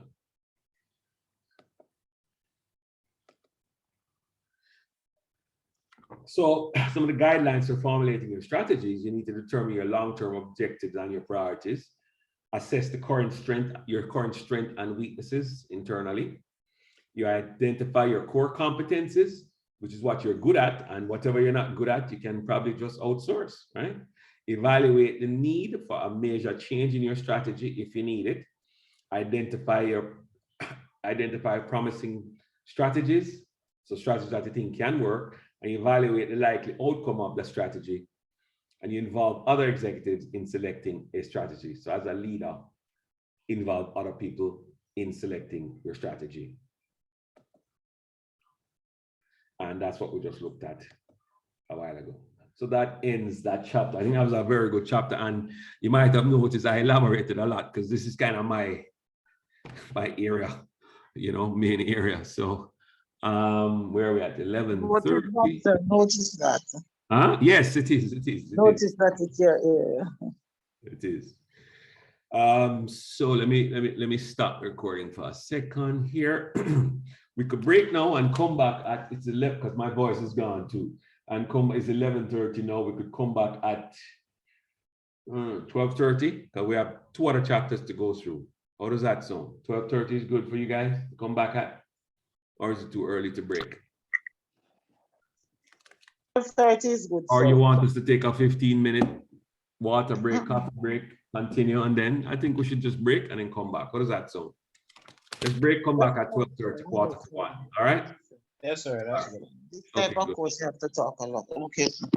Yeah, okay.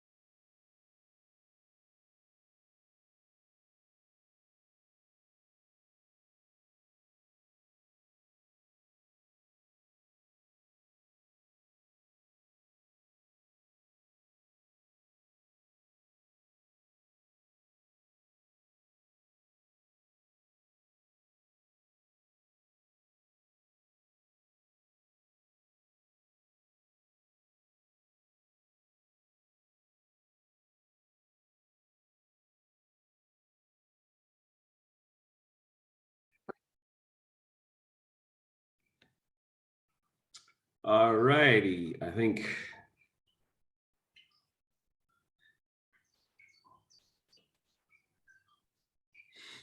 I think we're just waiting for everybody to rejoin. Yep. Afternoon. I think we're all here. All right.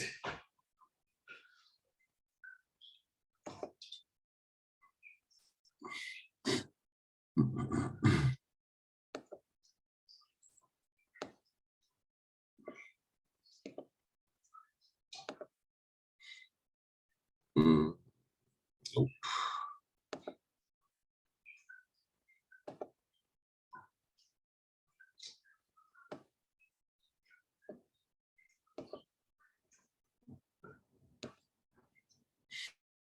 All right, so we're going to look at, as we said, globalization has caused a lot of things to have changed. And one of the things is that you have a lot of cross-cultural stuff and diversification of the workforce.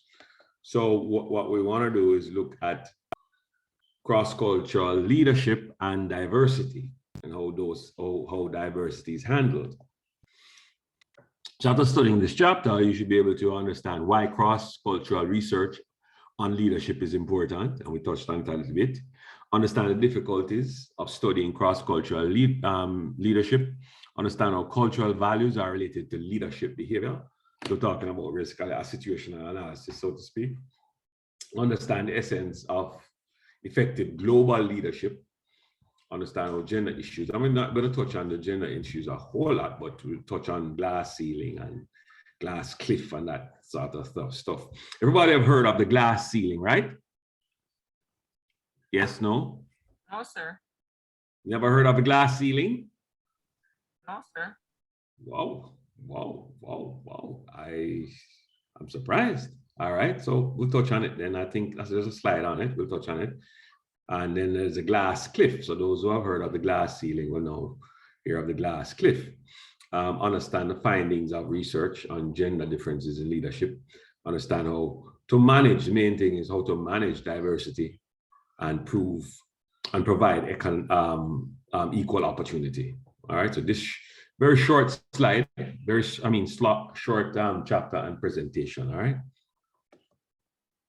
So globalization, as we said, and changing demographic patterns are making it more important for leaders to influence and manage people with different values, beliefs, and expectations, right? The diversity of people in leadership position is also increasing, and there is a strong interest in studying whether the ability to provide effective leadership is related to a person's gender, age, race, ethnic background, national origin, religion, sexual preference, well, physical handicap, or physical appearance. You know, we're talking about height, weight, attractiveness, baldness, that kind of stuff, right? So there are some cultural values and beliefs that we need to look at, like power distance, in terms of culturally, how far is the leader from, say, the line staff, how many managers he has in between. That will influence how you, and the power is the further down you are, is the more always, you know, the more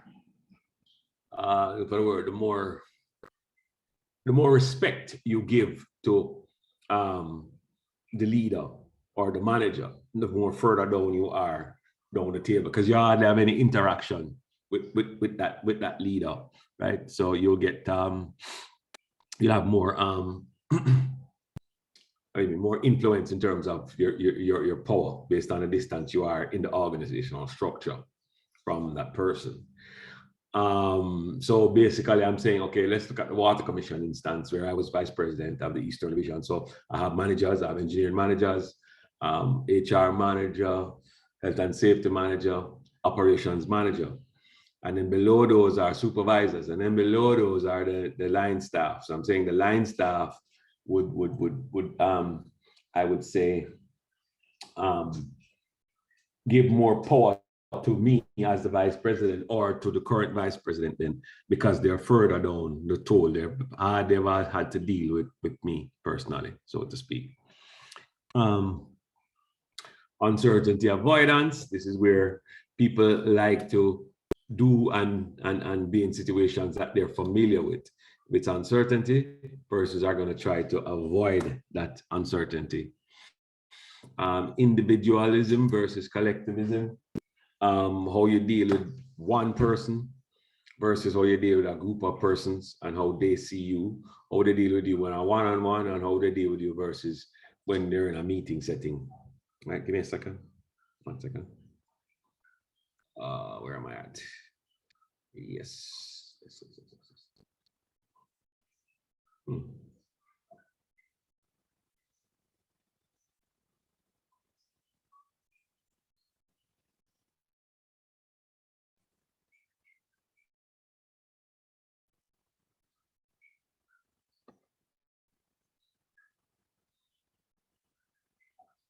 Okay, let's see what's going on. Okay.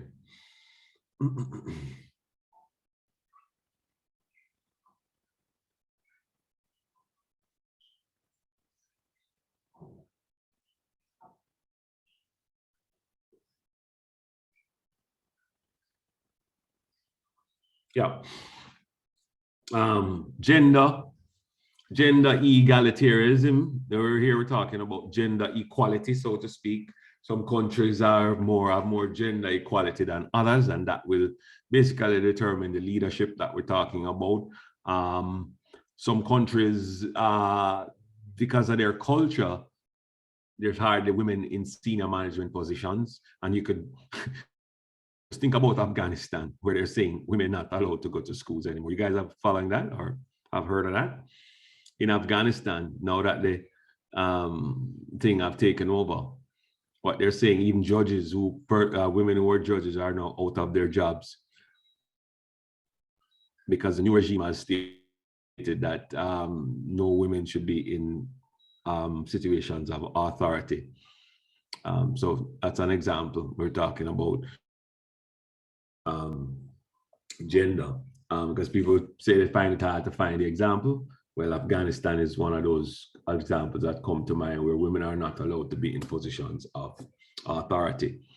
In North America and more, let's say, I want to use the word civilized and I don't know, and first world countries, there is more gender equality, right? So you'll find women in any position of authority, right? Maybe the numbers are not as the same as it would have been or should have been, but it's getting there, as you guys well know, right? It's getting there. And in some companies, the entire top tier are women, for that matter, as used to be the case in years gone by when it was all men. So now, for gender egalitarianism, right? Performance oriented. We need to be performance oriented where cultures are concerned, because some cultures, and let's say Japan, for example, I mean, their thing is just produce. And as I think we mentioned in the lecture before, where we said Japan, they're all about quality. They're all about reduction of waste, that kind of thing. Whereas in some countries, that's different. It's a laissez-faire attitude. Same thing with China. We mentioned that they work hard and they're performance oriented. All right. Humane oriented in terms of culture. In some organizations and in some cultures, it's more to do with the human nature, and that's why they say women actually are better at this humane orientation. So they're more emotional, and will factor the human orientation more than will men. So that's something that some cultures will look at when they're looking to hire male or female. And then there's a culture cluster, which is something that's in the text where they've grouped some countries to be the same, to have the same type of culture, right? Something called the globe concept, where they've grouped countries. And you see it in the text. It's not a big issue for me in terms of talking about it, but they've grouped countries to have the same culture, so to speak. Here it is in terms of grouping. All right, so they've grouped the countries based on what they think they have the same type of cultures, okay? So in today's world, a global leader needs to be effective in cultures as diverse as China, India, Turkey, and it names a few, South Africa, and the United States, which is diverse, right? How do you become an expert in all of those cultures? And this is a question that one of the senior managers mentioned. You'll see it in your text. She says, you don't. You develop personal qualities and capabilities that lead you to observe behavior, unravel nuances, build trust, which is the most important part, build trust and adapt your approach to be successful in a particular cultural context, right? So you're not an expert, you don't try to be an expert, but what you do is you develop trust, you unravel the nuances that one culture might have versus the next, and you adapt your approach to be successful in whatever particular cultural context you're working in. Makes sense, right? Yes? And as I said, I'm doing this chapter because I know some of you, I mean, Jamaica is I'd say kind of homogeneous when you talk about culture, right? And the backgrounds, mainly Jamaicans, really. But if you go overseas, like I was in Canada, it's like a melting pot. You have persons from all over the world, right? So if you guys travel or you guys get an assignment overseas or in some other country, you will see England too, same. A lot of Indians, a lot of, you know, that Pakistanis, that kind of stuff, a lot of Africans. So you'll learn how to deal with the nuances, build trust, and adapt your approach as a leader, all right? So guidelines for global leadership: understand your global employees, understand the layers of complexity in your organization, and importantly, understand yourself. So let me see if I can find page 381 on this. Excuse me. So my throat is not properly repaired yet, but I'm getting there.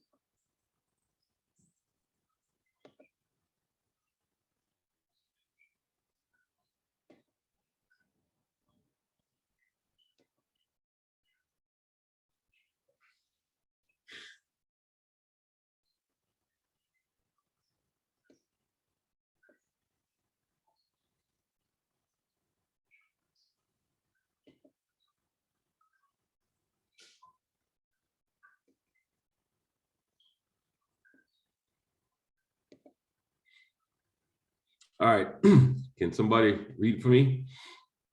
Understand your global employees. Can somebody, Kedar, can you read for us? Sir.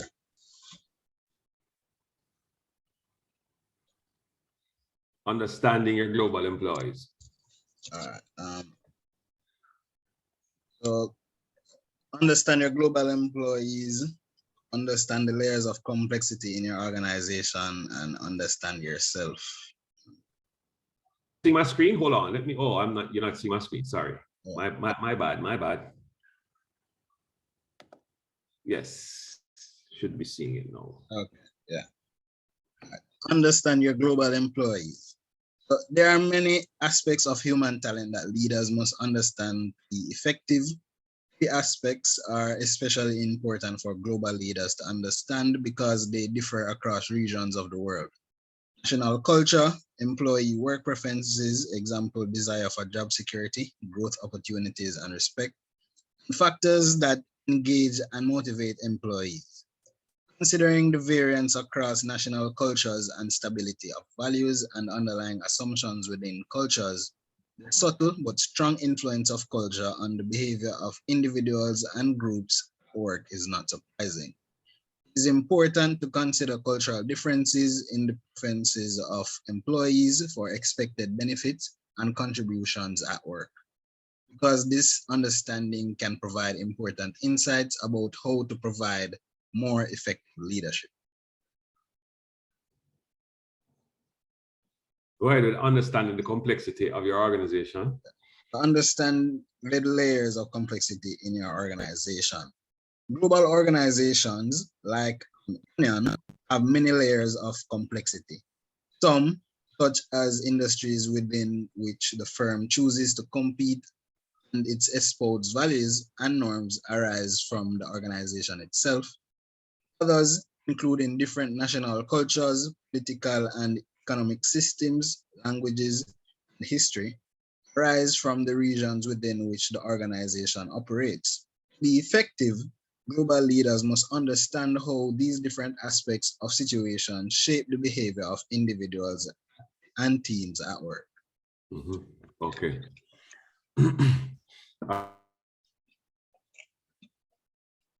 Understand.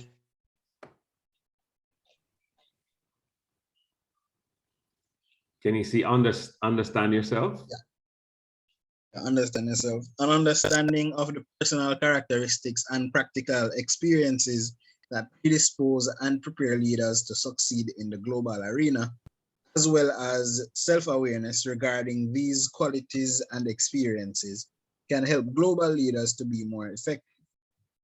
Key among the requisite personality traits and characteristics are cultural agility and a global mindset, as they provide leaders with the perspective and flexibility required to understand and adapt their leadership within and across cultures. Although research on global leadership is— No, that's good. That's good. That's good. That's good. We'll move on from there. All right. Thanks, Kedar. Just wanted you guys to at least get an appreciation for those three areas.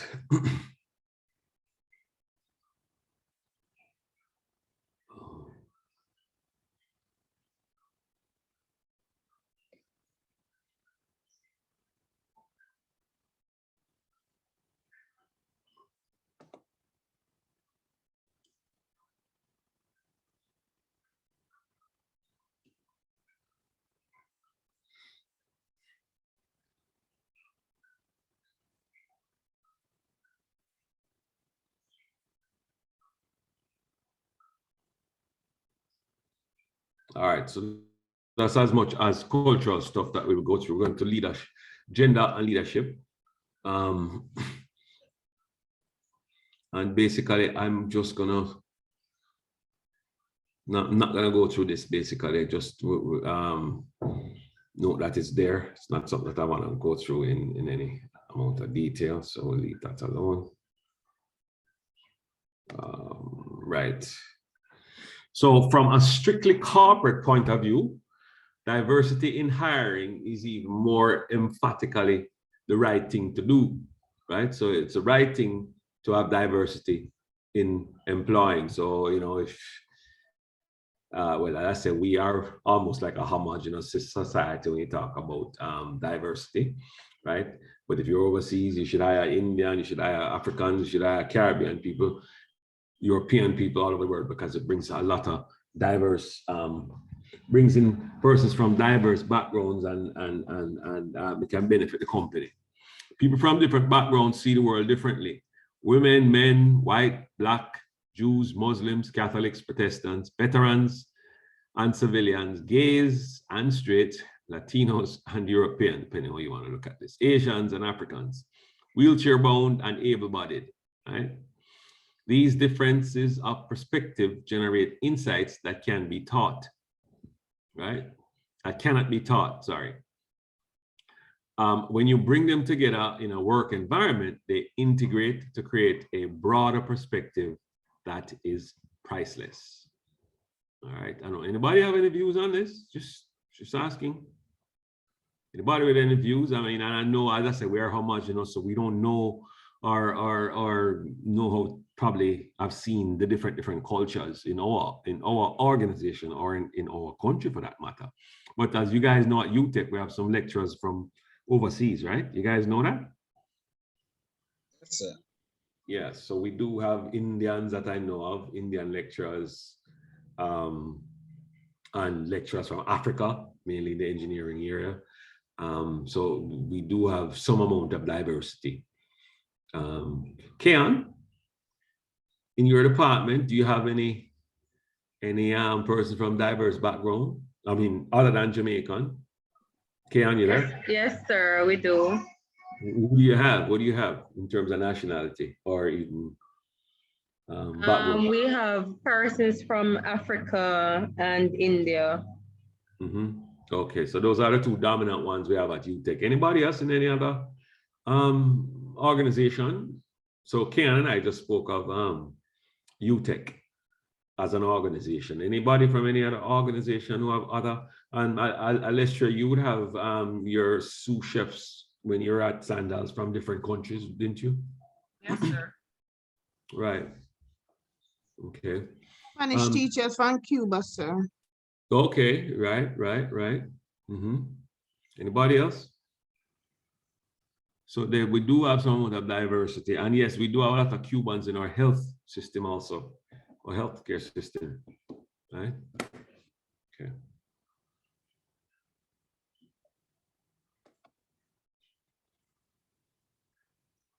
So managing diversity and inclusion. Diversity can take many forms, right? Diversity can take many forms, including differences in race, ethnic identity, age, gender, because age is a diversity. Like you can have somebody who just finished university working. So they're like, 22, 23, and then you have somebody who's almost at retirement, 60, 65, right? Education, and we have a lot of that from first degree to terminal degree, right? Which is the PhD. You guys, is a terminal degree. Physical appearance, socioeconomic level, and we do have a lot of that. Persons from the ghetto, persons from uptown, sexual orientation, and differences associated with a person's generation. So you have the millennials. What are some of the generations other than millennial? Do you guys know of any? The words, what they call them, Generation X, I believe. Baby boomer. Baby boomers, right. So I think I'm older than a baby boomer, but yes, baby boomers are the first ones they mentioned. Yes, it's true. Baby boomers, what was the sequence of it? Baby boomers, then what? You guys know? I think it's millennials and then Gen Z, then the next one. Gen Z? Them have a Gen Z? Yeah, I think. Oh, I didn't know that. I think Really? I'm Gen Z. Eh? I think that I am Gen Z, yeah. Okay, you're Gen Z. Okay. Alistra, what gen are you? Alistriana, you know what gen you are? Sir. Millennial? Sir, what? I don't know. I'm Millennial not is a Generation Y. 1980 and 1995 for Come millennial. again. Wait, I'm writing this down. Hold on, Alessia. Come again, say that again. Millennial is anyone born between 1980 and 1995. 95, Right. okay. And Generation Z is up to 2010. Yeah, Gen Z is 1996 and the early 2010 to be 2000s. honest. Right. Generation Y is 1980 to 1990 or something to that effect. What? I didn't know about that. And I'm before that. Okay. So you're Z then? No, sir. You say you're No, before sir. Y? I'm before Y, sir. Y started at 1980, sir. Yeah, but you say Z. Oh, so there's Z is nothing. 1990 to 2010. 1990. Those are the younger set. So 1990. So what is Y again, please? Sorry for the. Y is, let me see if I get the exact one. Y is 1980 to 1990. Those are also the children of the baby boomers. No, but somebody just says Z is 1990 to 2010. Yes, sir. 90. No, sorry. Generation Y is 1980 to 1990. All right. To the late 1990s. That's what they say. Uh-huh. Generation Z Okay. The Z is what they call the Zoomers or whatever, the millennials, whatever it is. The mid to late 1990s to the early 2010s. Okay. And what about X? Where X fall? X is 70s to 80s. I made that here. Oh, 70s to 80s. X 70s to 80s. Okay, okay. Cool. I'm in that time. Okay, okay. Just trying to get that fixed because you see, I learned too, you know, so X, Y, and Z. Yeah, okay, gotcha. Great. All right, good. All right, so diversity in the workforce is increasing in the US and in Europe.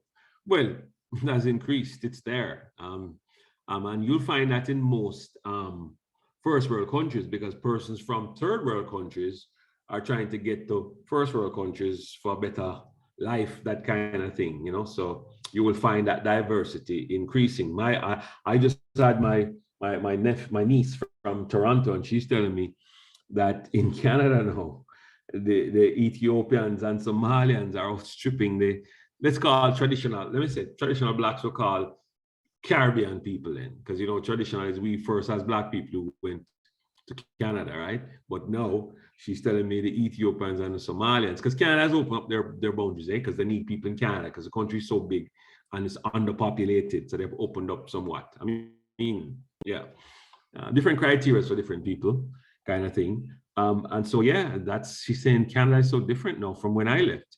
You know, when I was there, I mean, you know, as I say, I was a token black person in my company. Now I'm sure that, you know, there are black people in almost every company in Canada. So it's a different, so the workforce is changing. Also, guys, not just the workforce, but the ethnicity in the US is changing. And let me take this off. Let me stop the thing for a second so you guys pause the recording. All right.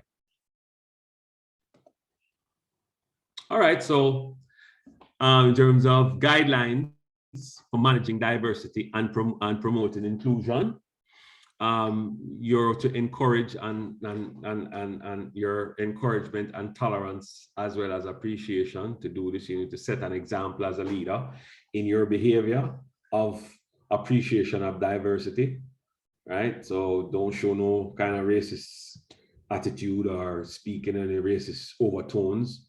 Encourage respect for individual differences, promote understanding of different values, beliefs, and traditions, explain the benefits of diversity for the team or the organization, and we went through what are some of the benefits there. Encourage and support others who promote tolerance and diversity.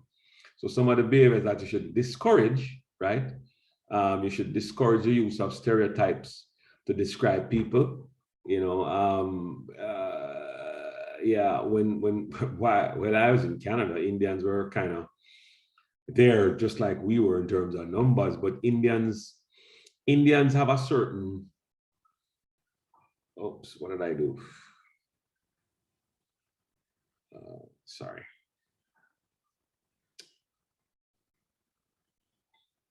You just unfair treatment based on prejudice, actions to stop harassment of women or minorities, right? Take discipline. Remember, you're the leader now, you know, so you take disciplinary actions to stop harassment of women or minorities. And that's good. I mean, there's some of us who went before, like me. I mean, when I went to Canada, boy,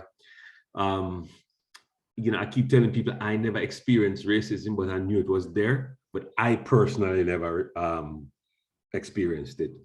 But it would be good if you're a boss to be able to speak out against that kind of thing. Eh? So to make full use of talent represented by the diverse members of the organization, it is essential to eliminate constraints that prevent qualified people from selections for important positions.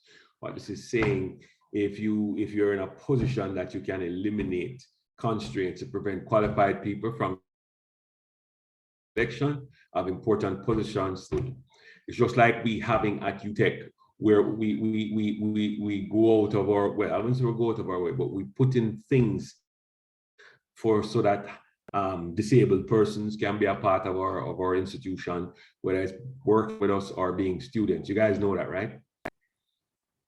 Yes, no? Yes, sir. Well, we do, whether you know it or not, we do. And there are, as I told you, I was director for that SIPS program. Well, maybe I didn't tell you guys, but SIPS program is in TIC. You guys know where TIC is though, right? Well, I know Yes. Keon knows where TIC is, but we have a SIPS program in there where we teach a chartered course from the UK. And one of the things is every year they audit us, and we have to make sure that the university has things in place so that persons, wheelchaired persons, persons with eye defects and stuff like that, hearing defects, we make allowances for those persons. Right? So even in exams, sometimes you have to do that. Right? It's a separate exam you have to write, and you have to write it to allow persons to be able to write your exams. So unfair discrimination can be reduced by the use of selection criteria based on relevant skills rather than biased conceptions. The assessment used for selection and promotion decisions will be more accurate if the rater, or the person who is doing the assessment, right, who makes them, are trained or otherwise help to reduce biases caused by racial, ethnic, or gender role stereotypes. And that is it. That's all I had to do on culture and gender biases. So it's short, but hopefully it would have helped and will help too in the future, even if not on one of your exams, but at least you will you know, be au fait with some of these things.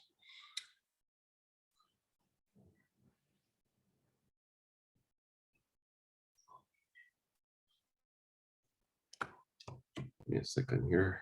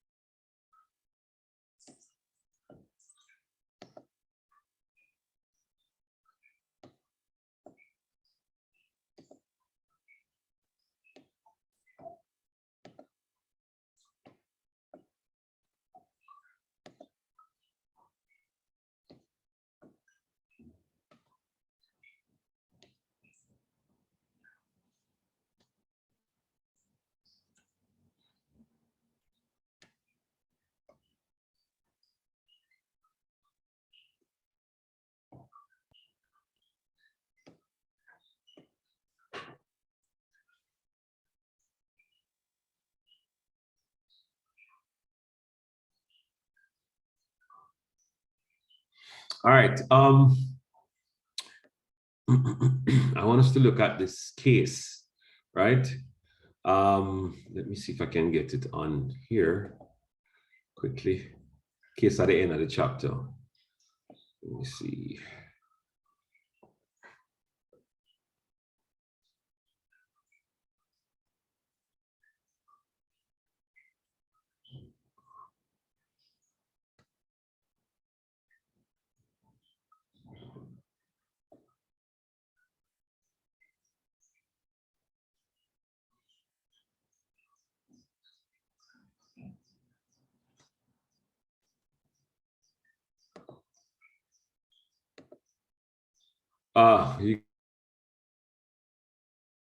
in this case, Madison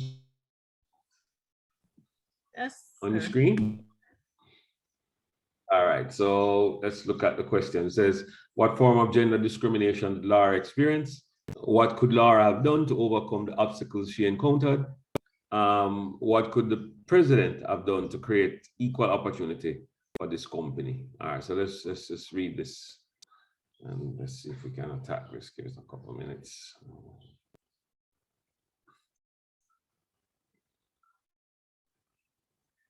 Trying to reduce the size of this thing. It's not happening.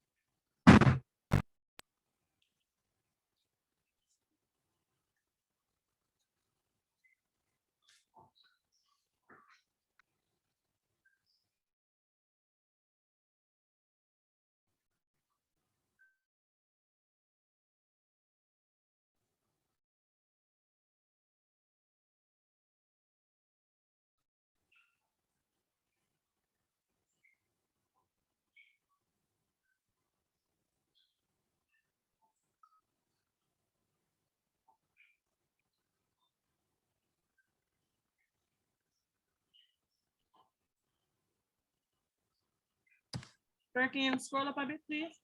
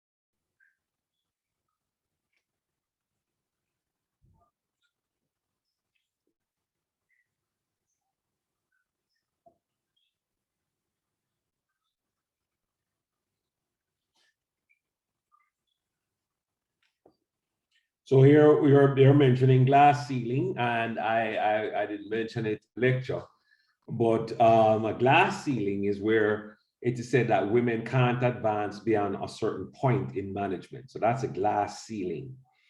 Anybody heard that? You're hearing it for the first time? Yes, sir. Glass ceiling. So it's a good thing we're doing this. That's what the glass ceiling is. All right. So Portia broke through that glass ceiling as a politician. You understand that? Portia Simpson Miller, that is. Yeah. First female prime minister. The glass cliff. Well, when you're reading the chapter, you'll see it. And it is where some are promoted to a position that they know they're going to fail. So there's like a cliff that pushes you off a cliff. So it's called a glass cliff, where you're promoted to a position knowing that you're probably going to fail at the position.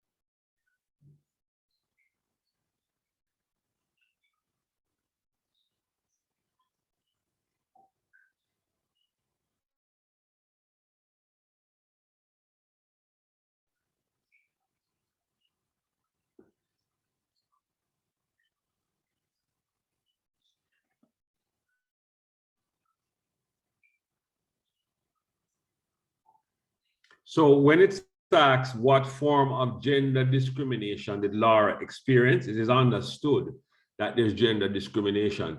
What is wanted is for you to identify from the case what were the discriminations, right? So it's known that it's gender discrimination. That's what they're saying.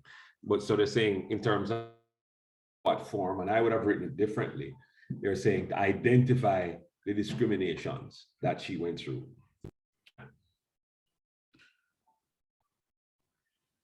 Yes, no? Just to identify the discrimination no, I'm saying it's understood that it's gender discrimination, right? In terms of her being a female. And when they say what form, I would have written it differently and just say identify the discrimination situations. I think that's what it's asking for. I'm looking at the answers from the text. So that's what it's asking. Yeah, the forms asking what forms. I didn't know what forms. But just no, because we know it's male, female. Right. That's why I'm telling you this now, because I'm looking at the answer. Right. So to identify, sir, you said we know we should identify the forms. What were the identify the discriminations or identify the discriminations, the instances of discrimination then. Right. Okay. Okay. Example. Hold on. We'll soon get to it. We'll let everybody get a chance. So we'll give it another, I don't know, 10 minutes. Just jot down your points because it's an easy case. And some of it is common sense, some of the stuff that you just do. It doesn't have to do a lot to do with the text. It's just identifying stuff and, you know, saying what you would have done basically. All right.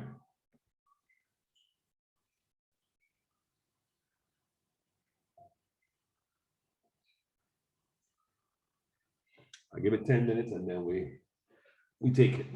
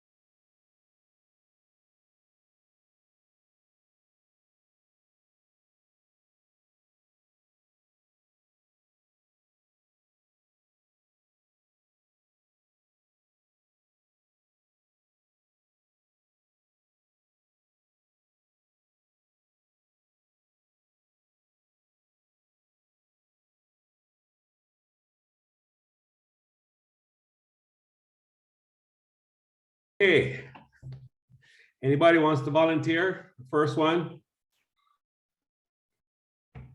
What forms? And I'm saying just identify them so we know it's yes, go ahead. First.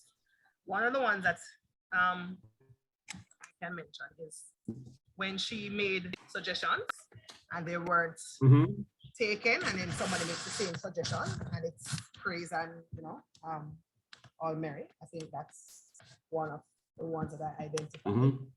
Picking up. I mean, is everybody else hearing? Because you're is everybody else hearing? Yes, sir. Yes, I'm hearing you now. Yes.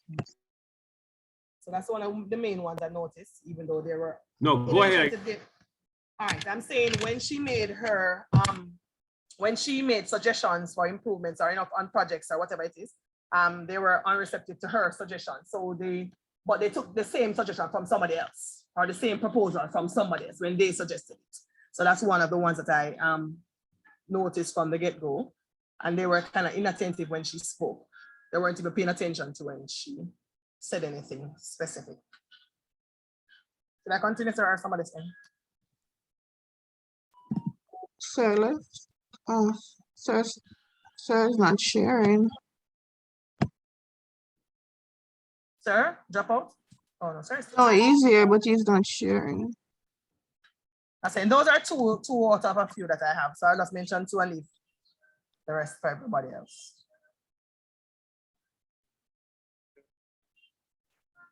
Sir? Yes, we're now back. I'm sorry, I had to move from where I was. So let me apologize for that. Go again. I'll... No, sir, that's fine.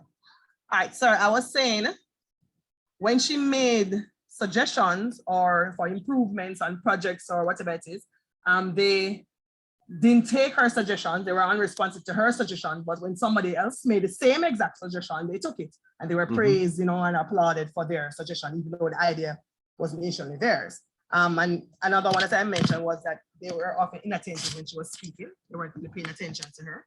So those are two forms out of it. So I'll leave the rest of everybody. Okay. Sir, also adding to Alistriana, there was unfair allotment of assignments, so she did not receive. She did not receive those assignments that were considered to be the top accounts or the big accounts. Yes, Right. yes, true. Good. Any other? Yes, I didn't assign her a mentor. Right. I was just. Say that again. Say that again. They didn't assign her a mentor.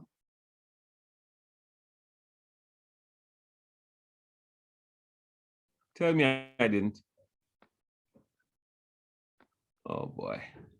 Can you guys hear me? Yes, sir, we're hearing you. You're not hearing us? Okay. Yeah, my internet has become unstable. Sorry for that, guys. Yeah, but that's a good one. Sir, another one is when she spoke to her boss about not getting the high profile projects. He's like, oh, the other clients prefer to deal with the men. So even her boss himself was, Exactly right. Good. So did you see did it help when I said read the questions first and then read the case after? Another one too, they also didn't involve her in their social activities, like the golf that they went to play. They didn't involve her in that. Right. So all the points you made, I have here. So that's excellent.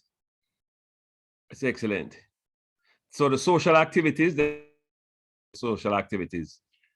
right? So yes, including their golf and all of that kind of stuff. All right. So all those that you mentioned are here as identifying situations where she was discriminated against. Everybody hear that? I'm yes, sure sometimes. Yes, sir. So another all one. Right, good. So that was good. Hello? I don't know if that's my system now or yours, because I can't hear you. Sorry, you can hear me now? I can hear you now. I was saying another one that I don't know. I mean, they could buy it off as, based on competence, but when the other two male managers were hired at the same time with her, they were promoted and she wasn't. I mean, they could probably buy it off and say it wasn't discrimination. That's identifying it. Yeah, that's yes, sir. Yeah, I agree. In the case, you can see that blatantly. Yes, agreed. All right. Is there anything that Laura could have done to overcome the obstacles she encountered? No, HR, sir. Speak to HR, sir. First thing, speak to HR, sir. So here's what the text says. It says this is difficult for someone in Laura's position Right. to cope with gender-based discrimination. Attempts to sue the company for elimination are difficult to pursue without the support of other women. Laura could have pointed out examples of discriminations to the president and asked for his help. Well, she did kind of mention some stuff to him, right? But what this is saying, she could have pointed out specific situations. Says she could have been more proactive about seeking out a mentor among senior management to support her.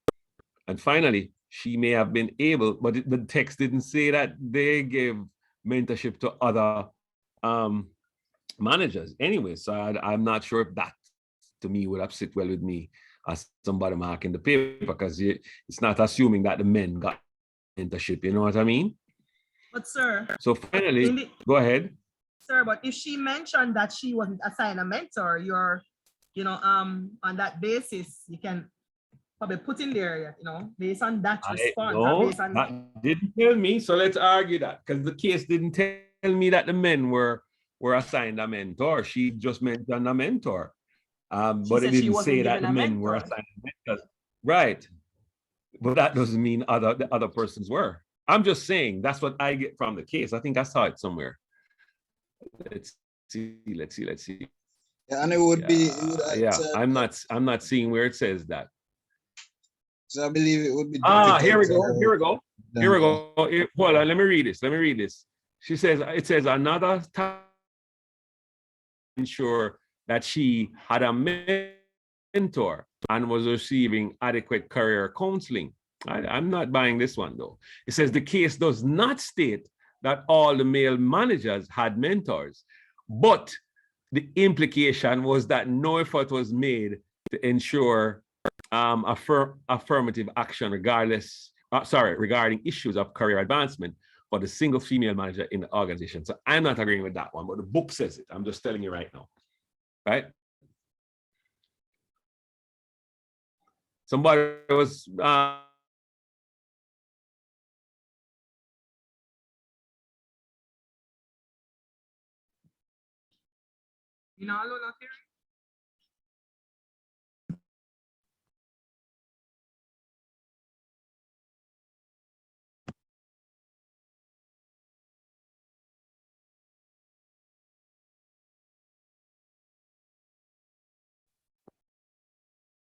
boy, guys, my internet is going haywire on me. I'm gonna move because we have another lecture to do, and I want to make sure we get through the lecture today. But sorry, you guys heard what I read a while ago? No, sir. The one for the text about the mentor. Yes, sir. We heard that one, but we're saying something else after what photo. Oh no! I'm just saying the text didn't show me where the men were given a mentor. So I can't go ahead and say they discriminated by giving everybody else a mentor and not her. Sir, but we could always put a spin on it to say that because she was new, she should have been given one. Because new employees are given, maybe. It didn't say that though. So I'm no, it didn't. To choose from what is written in the case. I mean, and if I'm going to write something like that, then I would state, you know what I mean? If it is that you want to beef up your case, I mean, that's a beef up. I mean, add some meat to it. You should say that. Sir, that although, yes, go ahead. Quick question. If you're writing and you say based on the statement that she made, it's implied. Mm-hmm. No, but it's not implied. It's I'm saying to you guys, I don't see where it's implied. And I think the text agree with me. See, it says the case does not, they have that mentorship thing in their head too, you know, the text, but I'm reading what they said. It said the case does not state that all the male managers had mentors. So I'm giving you the response, and I'm feeling the same way too. It does not imply that the male ones were given mentors. So I would write it a certain way. If I still want to put that in there, I'd write it a certain way that say, although not stated specifically in the case, I could, then you could at least, beef up your document that way, if you ask me. But it was not implied. All right. All right. Is there anything, right? Is there anything that Laura could have done to overcome the obstacles she encountered?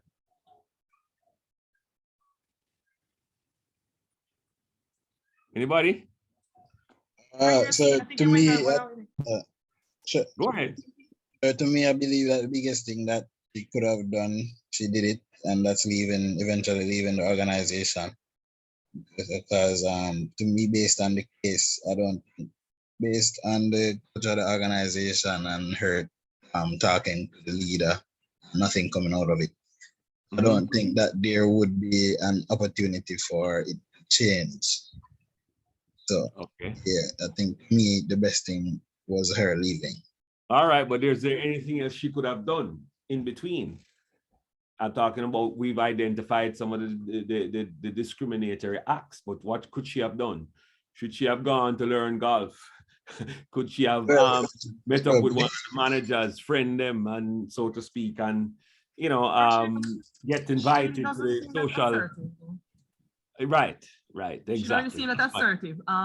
She kind of does seem like, because they ignore her, she take it. Because they do, she take it, and it's like she's kind of, well, based on my little reading of the case, yes, it's almost like she's accepting the discrimination against her for a while, or in her mind or whatever it is, because she's, it just seems like she's not really assertive in trying to deal with the issues. From my standpoint, sir. Even though she could have gone to HR, because that's the role of HR, right? And make official documentation and reports and logs of follow-up cases could have been done. I don't think it mentioned anything about HR in the case. She just went to the president, which I think should have been the last topic. HR didn't deal with it. Okay. Yeah. I agree with that. So anybody else with any comments? Any other comments? Yes, sir. I'm not sure if you're seeing the raise hand feature. Oh, I'm seeing it now. Yes, seeing it now. Okay. All right. But one of the things that I have noticed practically in organization, I've noticed that when some persons are seen as if, be it male or female, though we are talking about gender discrimination, I'm feeling that they have, reached a glass ceiling, or they are being ignored. I have seen individuals who, let us say, you put that work that you are doing on automation. So you know how to do it, and you do it. And they now spend their other time doing something sometimes outside. I've seen it where now they have received accolades from others outside. That is now saying to everyone that the company cannot deny that you are good at what you do. So they go outside. I've seen colleagues go outside and do things like write bestsellers and all of that, and get all sorts of accolades from ministries all about who was in this situation suffering. And it's like, as a matter of fact, they don't even want the promotion now, because I am sure it is now proven to everyone in the company that you were just being unfair in your treatment of me. Because see, others now are saying that this is what I am doing here, and this is what I did outside. And these persons are praising my efforts. Yeah, I could see that. Write an engineer, well, let me not say engineer, write a paper that gets published, that kind of thing could have proven. Yes. All right, let me read what they have. It says it's difficult for someone in Laura's position to cope with gender-based discrimination. Attempts to sue the company for illegal discrimination are difficult to pursue without the support of other women, right? But she was the only one in that position, right? So Laura could have pointed out examples of discrimination to the president and asked for his help, but she did. Maybe she didn't do the specifics, but she did. She could have been more proactive about seeking out a mentor among senior management to support her. So all what I've read so far, I kind of disagree with personally, right? Finally, she may have been able to find some activities that would provide opportunity for networking with important people in the company and key clients. Example, joining clubs and service, just kind of what you mentioned, and service organizations. Learning sports enjoyed by the male managers, right? That's why I said maybe learn golf. However, it is important to acknowledge that no matter what Laura did, it may have not been enough to break through the glass ceiling in the company, right? So who was it? I think it's Kedar who said, you know, she did what she had to do, leave the company because that glass ceiling would not have been removed. All right, so those are the pointers. It says, what could the president have done now as a leader now? What could the president have done to create equal opportunity in this company? Go ahead, guys. They could have called a meeting first with all the managers, the senior managers, to discuss the issue. Because I think as a head person, it is his role to ensure the culture is not biased. And I think he didn't deal with it properly. I don't think he even looked at follow up with anything. So, oh, give it a year, like, you know, kind of sweep it under the rug, kind of, you know, kind of way. So I don't think that was handled properly. So maybe he established a culture from beginning. Sure, he's probably the main. Right. Let me not say main. Let me not be biased. But he seems like he's the one that's established that culture. Yes. Constructed the glass. Yes. All right. So here's what the text says. There are several things the president could have done to promote equal opportunity and reduce bias. First, the president should have made a concerted effort to ensure objectivity and equal treatment in the assignment of projects. That's a big one. He could have done that, right? I remember she said she was only getting the lower end projects, right? An assessment of qualifications for promotion. So you should have looked at that also. Instead of offering platitude, you should have followed up on her complaints about lack of career progress to determine if there was any unfair discrimination and take actions to correct it. So that I agree with. To improve appreciation of diversity, a number of things could have been done. A diversity training program, right? But you've just done the chapter anyway. But a diversity training program is one possibility. Another possibility is set clear standards for equal opportunity and affirmative action, and include them in performance appraisals. He should have set an example in his own behavior of acceptance, appreciation, and equal treatment. Specific examples include showing proper respect during meetings, because if he was in a meeting, he should have showed proper respect. Inviting her to social functions, yes. See, he could have done that. And giving public praise for her contribution, as well as those of her other managers. The president could have offered to serve as a mentor for Laura, or he could have helped her find a suitable mentor among the other senior managers. As noted, a number of things could have been done in response to any continued instance of overt discrimination in the company. Examples include counseling the responsible parties, giving warnings, and if necessary, taking disciplinary actions. All right, so that's how they dealt with the case, just letting you know. All right, I'm tempted to move because of this unstable thing, but let's keep going. It's at 2 o'clock. All right, we'll see if we can end this hopefully by 5. All right, so let's see.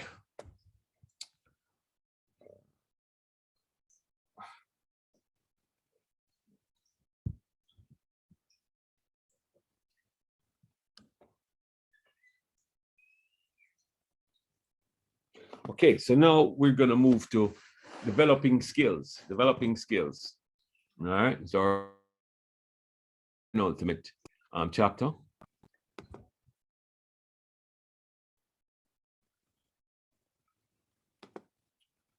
So when we conclude this, we should be able to understand the importance of leadership training and development in organizations, understand the benefits and limitations of different methods of leadership development, understand the individual and organizational factors that facilitate leadership training and development.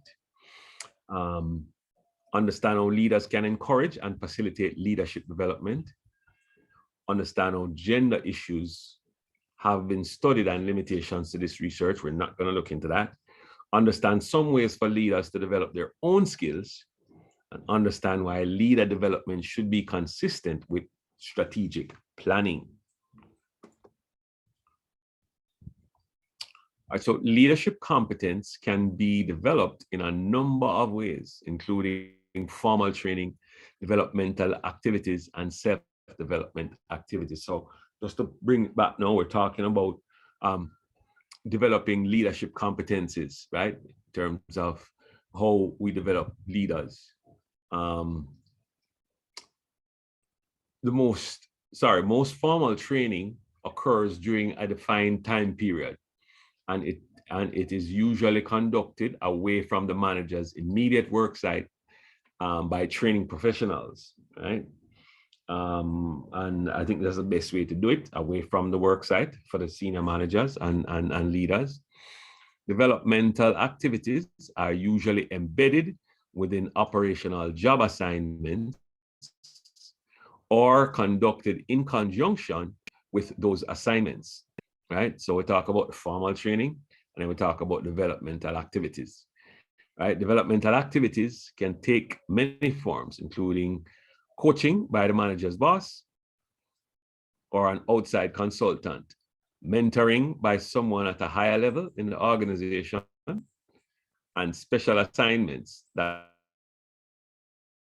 provide new challenges and opportunities to learn relevant skills. Self-development activities are carried by individuals on their own initiative.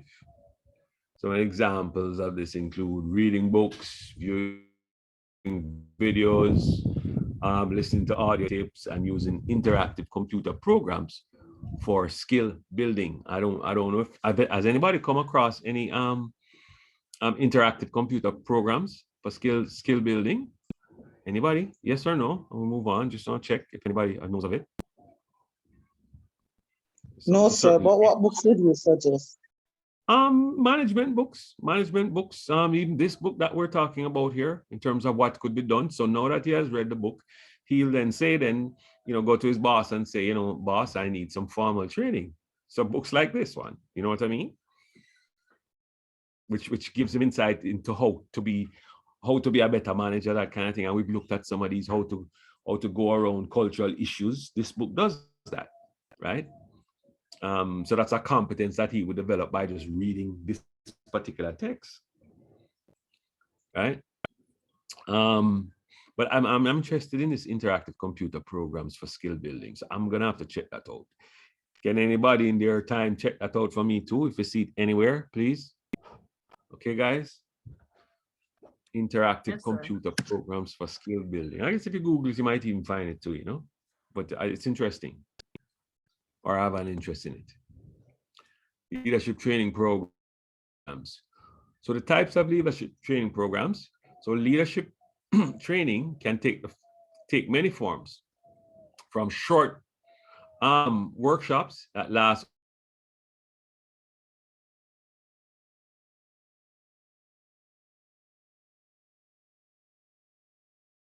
a wide range of skills, right? So a number of training programs are based on the application of a particular leadership theory or leadership style that you want to build. So you build that training program around that particular leadership that you want to get. The design of leadership training. So we're talking about, say, from an HR standpoint, you're trying to design a leadership training program. So the desirable features of this training program now, and it's good for you guys now, because you can now go to your HR and say, look here, I've just done a leadership course, and some of the things that I think you guys should be looking at for this program would be the specific learning objectives, right? You should conduct a needs analysis. What are the specific needs? Because sometimes, train for the sake of training, because your budget say you can do some training, but you haven't done the needs analysis, right? So you need to conduct the needs analysis. You need clear, make sure that it's clear and meaningful content. The appropriate sequence of the content, so you're not skipping over one thing and then coming back to it.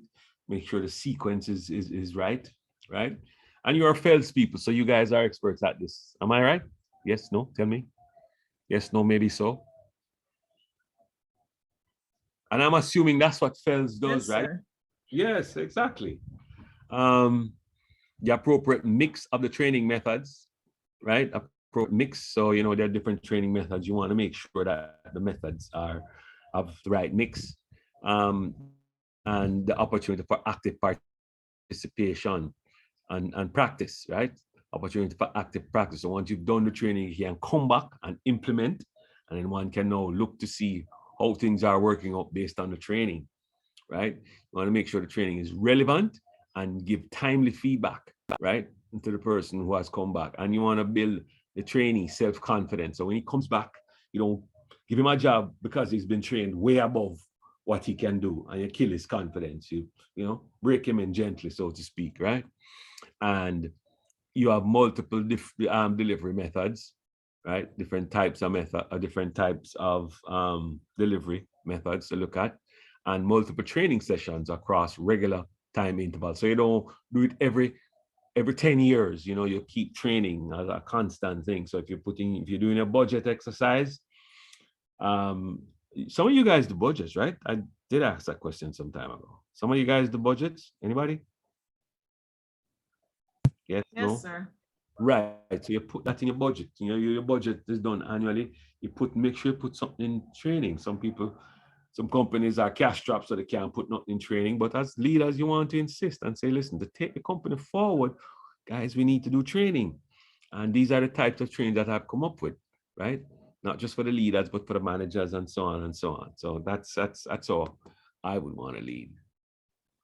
So the effects of leadership training, right? Criteria for assessing the effectiveness of formal training programs include, because you need to find out the effects of the training. You need to see what happened, what has happened.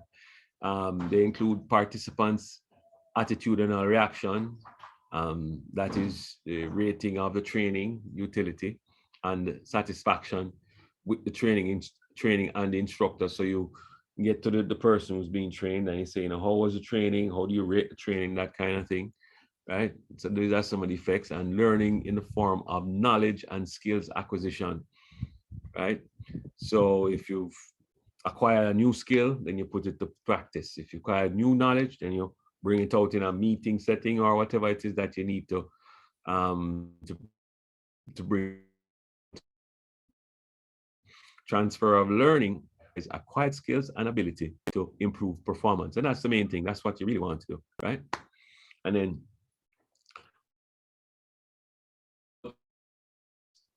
in the form of positive and the organization, so you can come back and lower the cost, even if it's just in your little area, right? You lower the cost of whatever it is, lower the cost of your inputs. Maybe it's your materials. Maybe you're doing less waste. My internet says unstable again. Positive outcomes such as lower cost, increased profits, reduce absenteeism and turnovers. So there's a number of ways you can show that the training worked. And I must tell you, my training, and I always remember Cadbury's and keep it dear to my heart because they did so. They gave me so much training. It's unreal. I don't know if there are persons who have had as much training in an organization as myself. I really have my hats off to Cadbury's, really and truly. But I think again,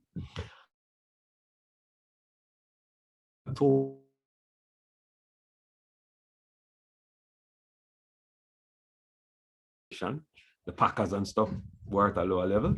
Let's see. Here we have, somebody who used to clean the floors, who went through university, and is now going on all the training programs and coming back and training everybody. I did tell you my Cadbury story, right? I did. I'm sure I did. So, anyways, but you want to come back. So, and show that your training has paid off, basically. So those are some of the effects of leadership training. Learning from experience is affected by and the amount of challenge, the variety of task or assignment, accurate and relevant feedback. And that's going to take us to page 398. Let's see if we can get to 398 and read that out. Sorry.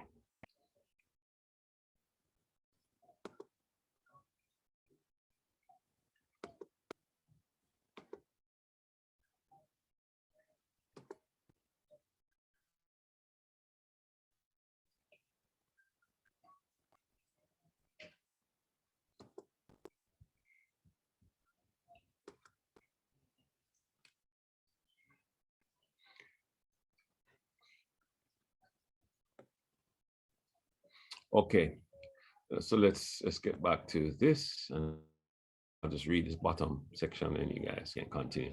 All right, so the criteria for, learning from experience.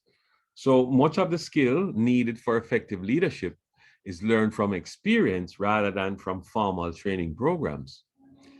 Special assignments provide an opportunity to develop and refine leadership skills during the performance of regular job duties.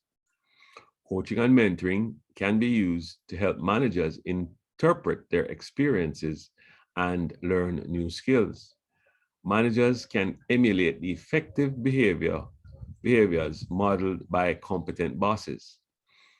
Managers can also learn what not to do from observing superiors who are ineffective. That's so true though, or who engage in unethical behavior. I'm sure we have a lot of companies who some of these managers will learn from some of the unethical behaviors and not do them again. A lot of them have been in the media, so I don't think I'm speaking out of turn when I say that. The extent to which leadership skills and values are developed during operational assignments depend on the type of experiences afforded by these assignments. The relevance of different types of experiences for the development of leadership skills was studied by researchers. I'm going to get too much into that.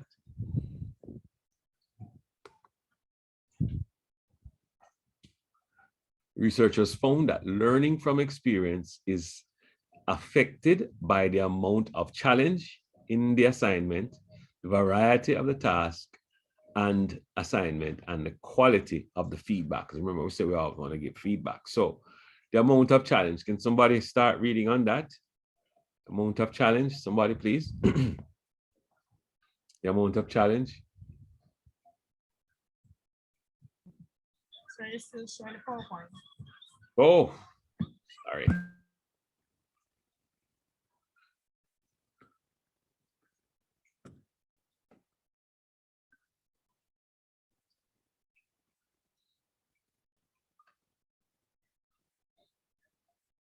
Are we missing Jerome? We're missing Jerome, am I correct? Yes. Yes, sir. All right, so someone volunteer to read on this one, please.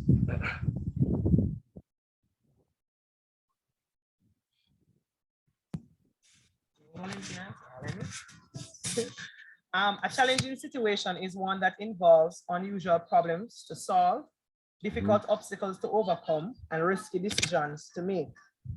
The research at CCL found that challenge was greatest in jobs that required a manager to deal with change, take responsibility for high visibility problems, influence people without having much authority, handle external pressure, and work without much guidance or support from superiors.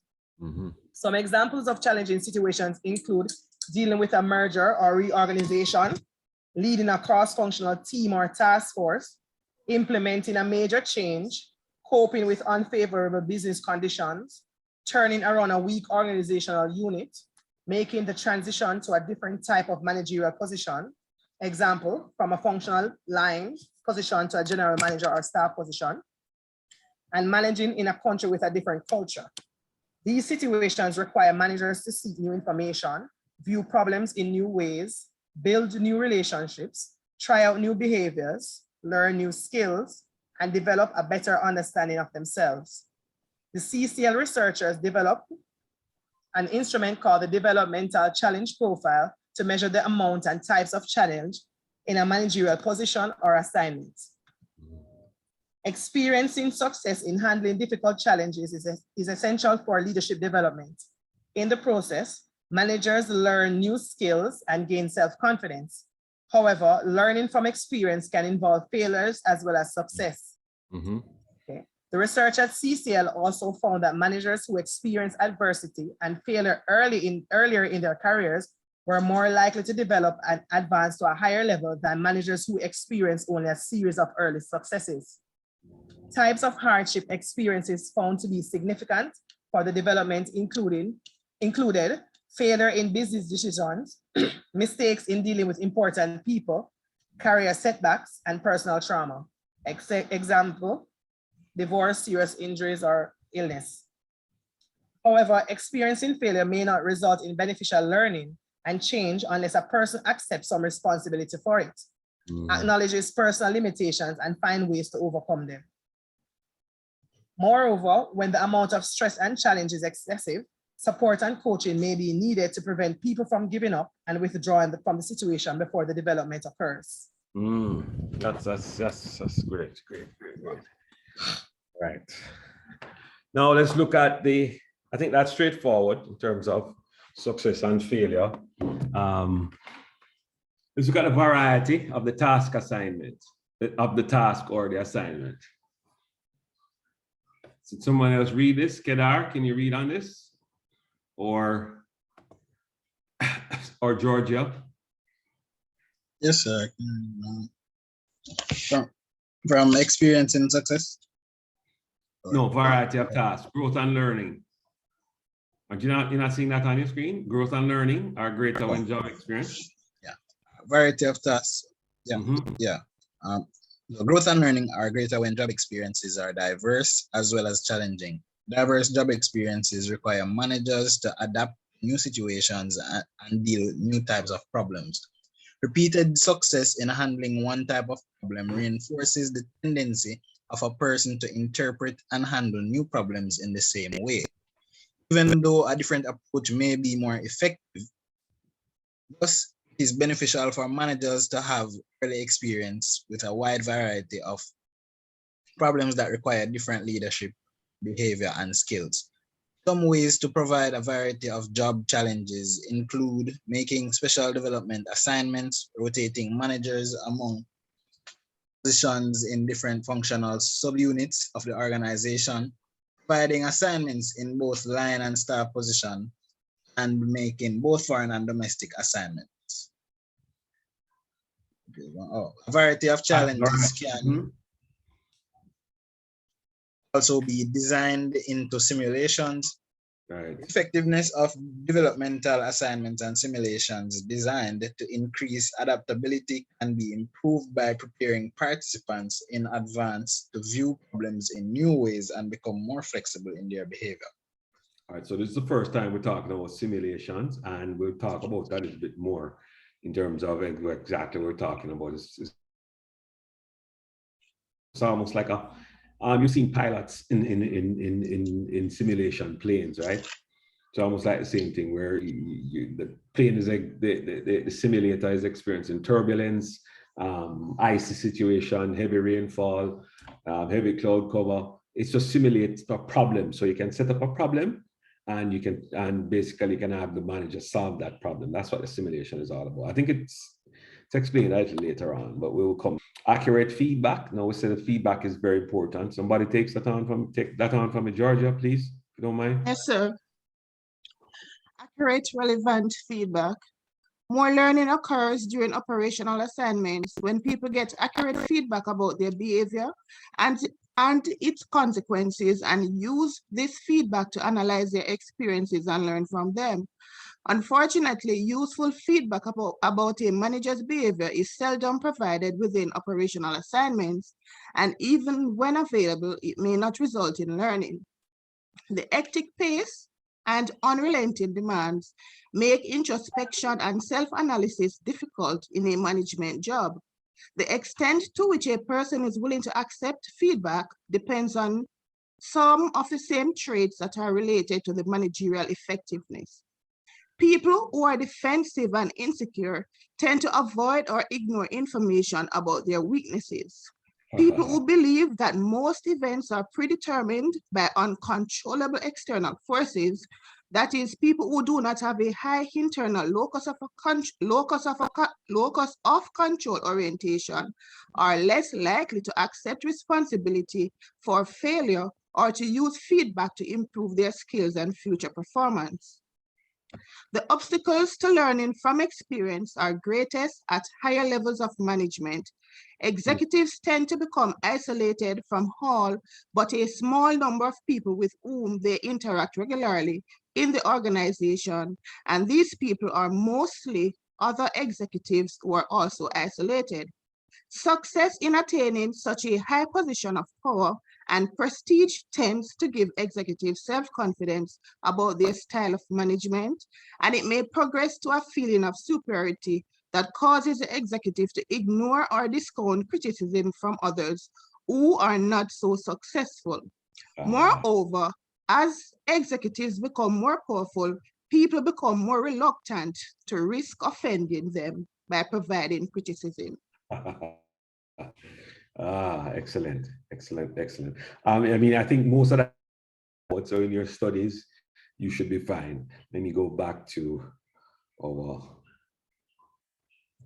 PowerPoint. But very, very, very good pointers. And I think that explains everything that we're talking about, learning from experience. All right.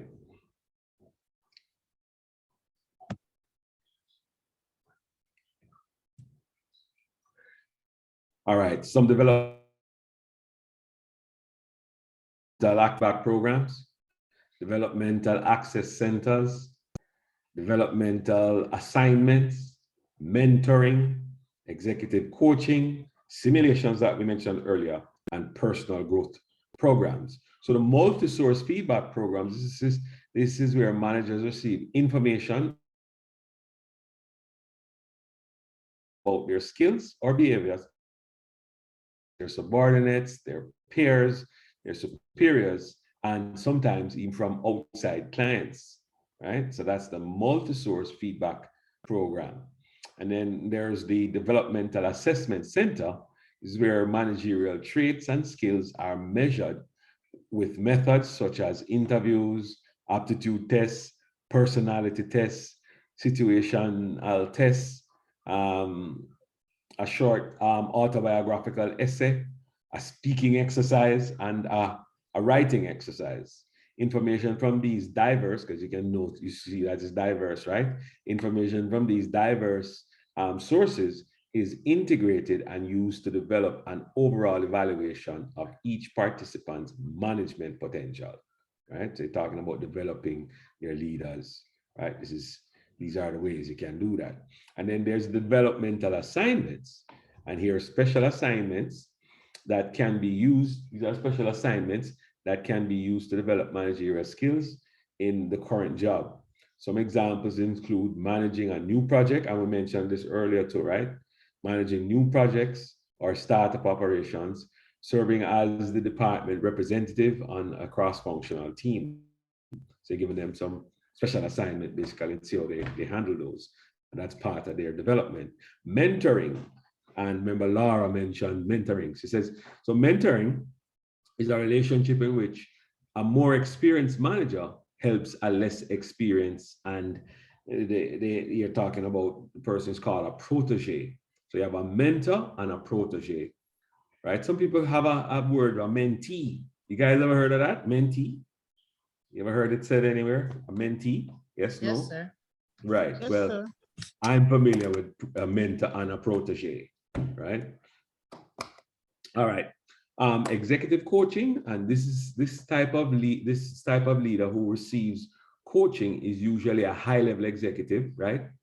The coach is usually a successful former executive or a behavioral science with extensive experience as a management consultant. So you probably can, if you have a leader that you want to have executive coaching, you put them to, sorry, you put them with, say, let me say who in Jamaica we would put them. Douglas O'Rain, you guys have heard of Douglas O'Rain, right? Put them with say Douglas O'Rain. Who's becoming very good now is Pandui from Seprad. You put them with these people, for these people to be executive coaches for them. You guys understand that, right? Yeah. Or a consultant. Yes, yeah. Simulations now, where business games and simulations require participants to analyze complex problems and make decisions on them, right? And personal growth program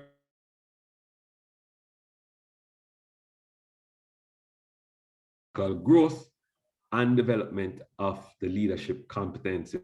So you look within yourself and see what issues you have, that kind of thing, and try and put those aside and grow. Because all right, some people are looking behind, right? Like some people who have gone through a divorce and all of that, they're always looking behind and not looking forward. So some of these programs will help you to eliminate some of those negative things. Okay, so this is good. This slide's very good. So facilitating leadership development. So these are the topics, and I put in red, right? So I've numbered them, and well, not numbered them, but they're all going to see number one. I tried to take off the number 1, 2, 3, 4 going down. So what I've done is put them in red, the different ways to facilitate leadership development. So you look at your developmental readiness, and here developmental readiness is a function of a person's ability and motivation to develop. So they need to want to develop. They need to want to get better, right? People are more prepared for leadership development when they are able to reflect upon and understand their personal strength, and not just their strength, but their weaknesses. That's important, right?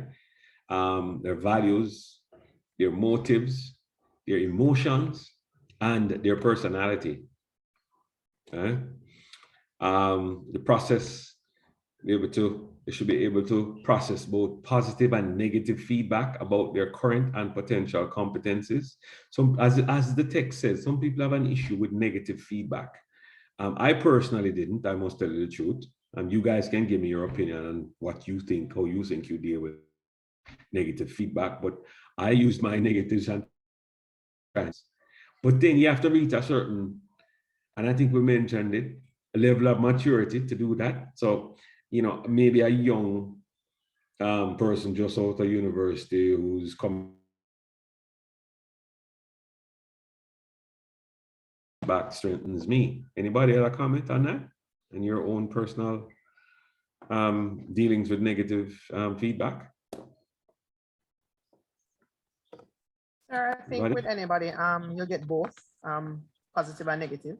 I don't think it's strange to anybody itself. I think it's just a part of being whether you're a leader, a manager, or anything. I'm disagreeing. I'm respectfully disagreeing with that, and that's why I said it depends on your phase. Because you guys aren't as old as I am, but when you get older, you kind of, you shelve the ego thing, and if somebody does something negative and it's really true, you'll accept the negative and you use it as a springboard to get better. Right, but sir. I'm not saying I'm not. I had ego. Let me tell you straight. I had some serious ego because, as I said, Cadbury's did a lot for me when I was very young. So it kind of like propelled me. So it's like I was convinced I was the best, right? But as you get older, you kind of share them like a thing and say, that was experience. And if I'm doing something wrong now, let me use that. I'm not saying, and propel. I'm not saying when you're younger, not. nobody can come to you with a negative thing because you think you know really? it all. It's just how it is. Wow. I'm just telling you. Well, go ahead. Okay. Well, so as I said, I'm saying it's something, well, based on my experience, I've realized over the years of working at several different places, it's just a part of being, well, being a manager is a part of. You realize over time, sorry, my thing went out. You realize over time, go ahead. Over time, working at different organizations, I've realized it's a part of being a manager. You will have positive feedback and you have negative feedback. Whether it's from persons that you might consider senior to you or even junior to you, because sometimes they see things that you don't. Right. And I've learned along the way, it's not something to be taken personally. And I think even, as I said, it's not something to be taken personally. Some persons still do, even as old as they are, they don't want anything like, them God given them alone know everything. And I think, I mean, after time, it's just a part of the process. Well, for me, it's just a part of the whole learning process. So I don't know about anybody else. Not everybody's going to agree. Not everybody's going to disagree. It's just right. It's probably opinions. It's opinions, and that's why I said anybody have an opinion on it. But yeah, but you will find, and you will remember this. You remember me saying this to you in your career. But as you get older, you're more accepting of negative feedback, and you use it to become a better person. You know, even in your own life. I mean, it's not just work. Even in your own life. Eh? All right.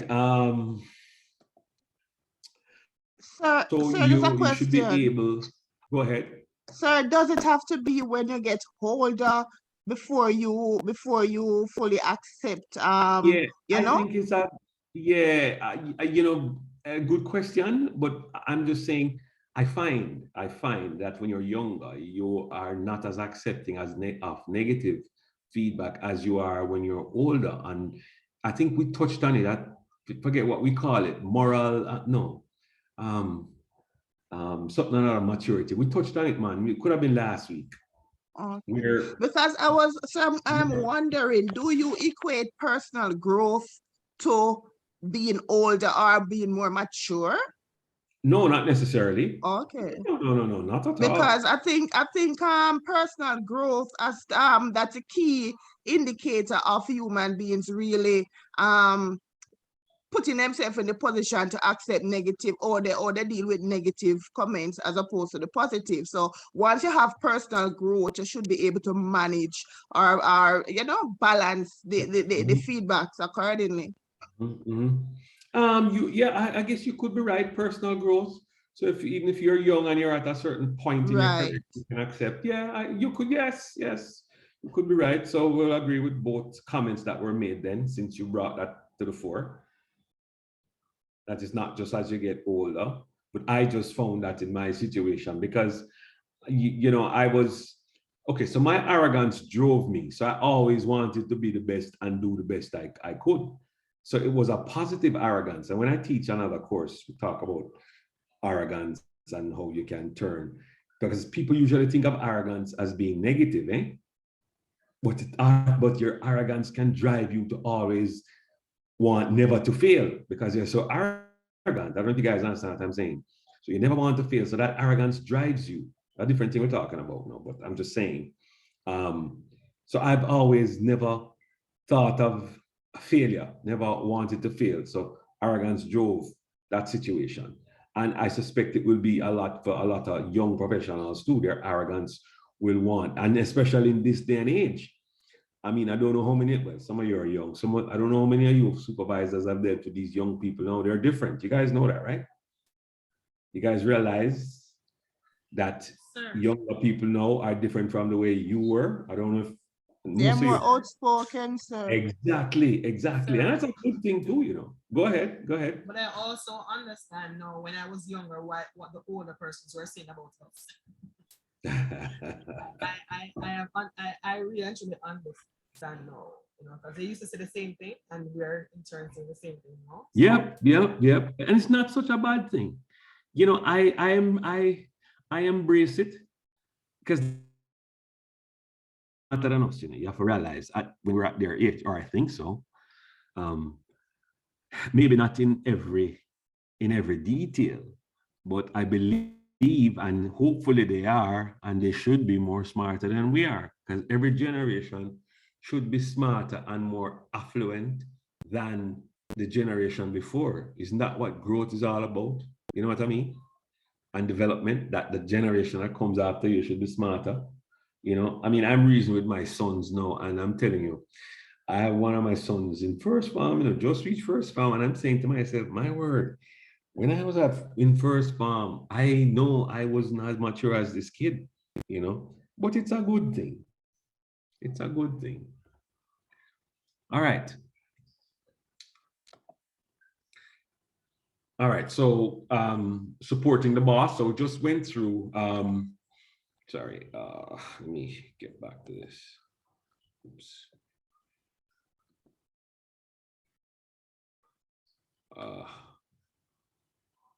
All right.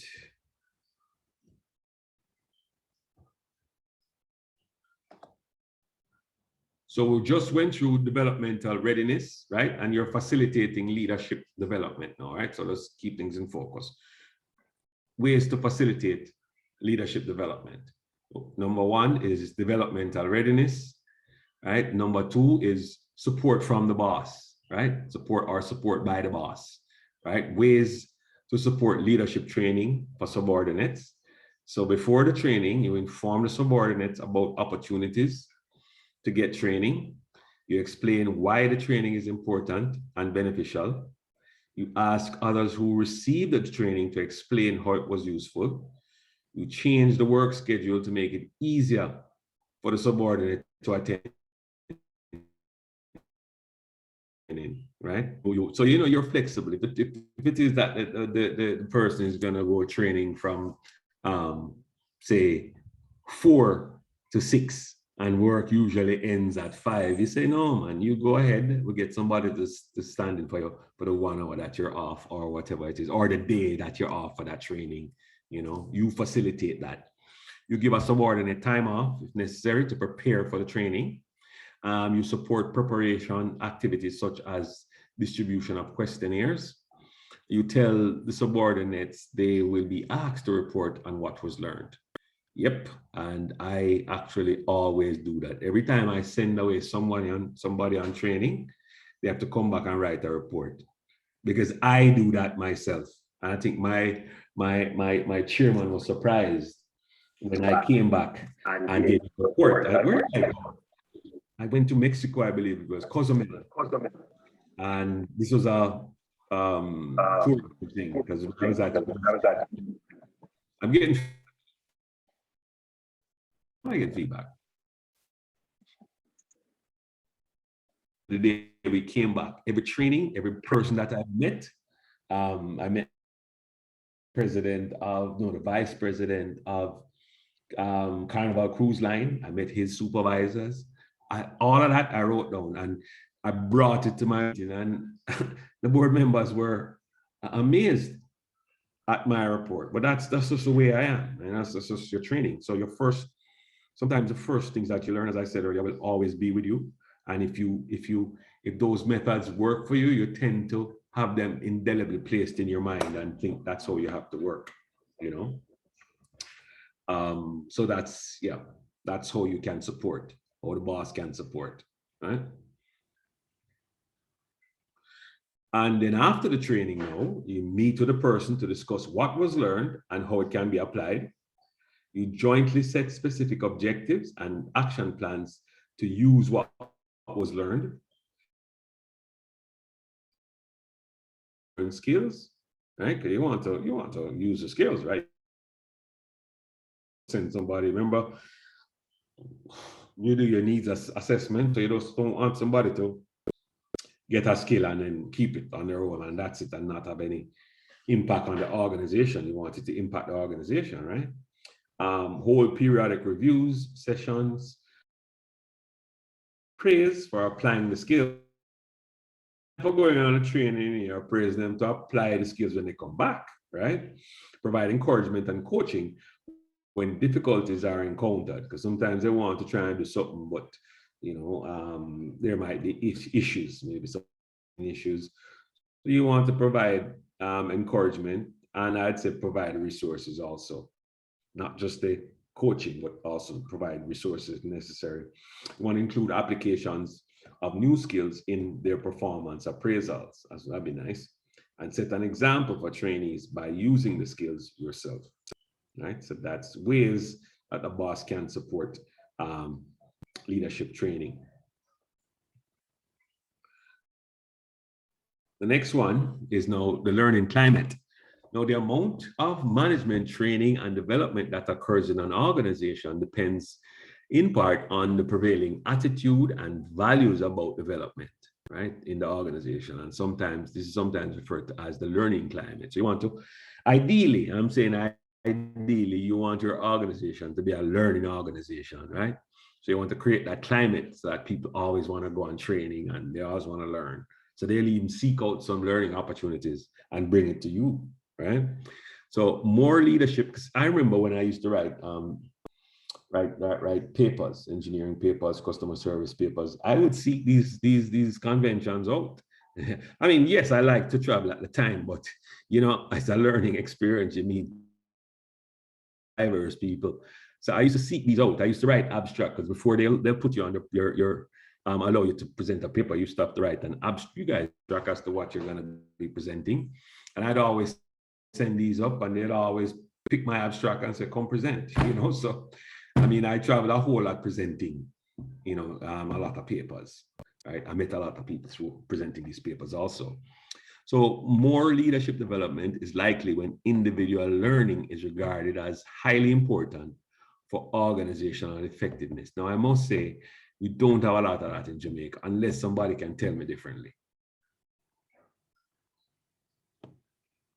Do you think the climate for learning is as it should be? Let me ask. Or do you think the climate is a fertile climate? I would say a fertile grounding for training? Yes or no? No, sir. Anybody? Okay. So as a leader, then, when you get into that position as a leader, and I you know, I say this, and I know resources is a hell of a thing, but even just your attitude, you know, towards it makes a difference. You know, even if you don't have the financial in your budget. I mean, you know, if you see somebody really want to learn something, you go to your boss and say, you know, this person has shown a lot of promise and wants to go on this course. I mean, can we finance it? That kind of thing, you know. As I say, you guys are all going to be leaders at some point, right? So after the learning climate, now we talk about the criteria for developmental assignment. So at present, most organizations do not make job assignments that explicitly provide adequate developmental opportunity, and a logical is somewhat at odds with traditional approach for selection and placement in an organization, which should seek to match between managerial and job requirements.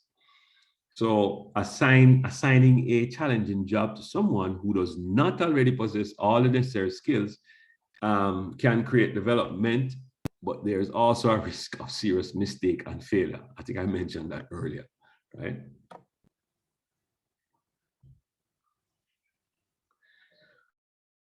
Perspective on leadership is more likely to be successful when top executives have a systems perspective that takes into account related responsibilities and strategic decisions, such as selection and appraisal criteria, succession planning. So you see, we're developing a system here, right? So you're following me? We're talking about the accounted related responsibilities and strategic decision, such as the selection and appraisal criteria, right? Or you select your person or you appraise them. Succession planning, a lot of companies don't have succession planning, right? Management systems, right? Proper management systems and a competitive strategy. So training programs and developmental activities are more likely to be effective if they are compatible and used in a mutually supportive way. They prepare managers for future positions rather than focusing only on current job requirements. Yeah? And they consider how to improve the collective leadership for the organization rather than focusing on only on developing individuals. So it's the organization you're really thinking about. Yes, the individuals are within the organization, but the bigger picture is the organization.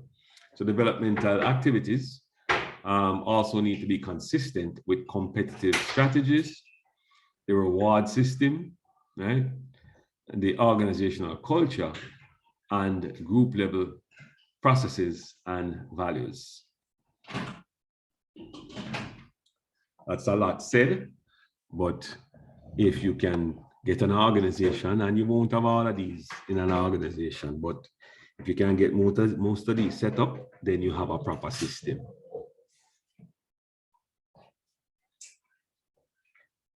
systems perspective on leadership. We want to read this one. Wow. We're almost done, guys, so not to worry. Page 415.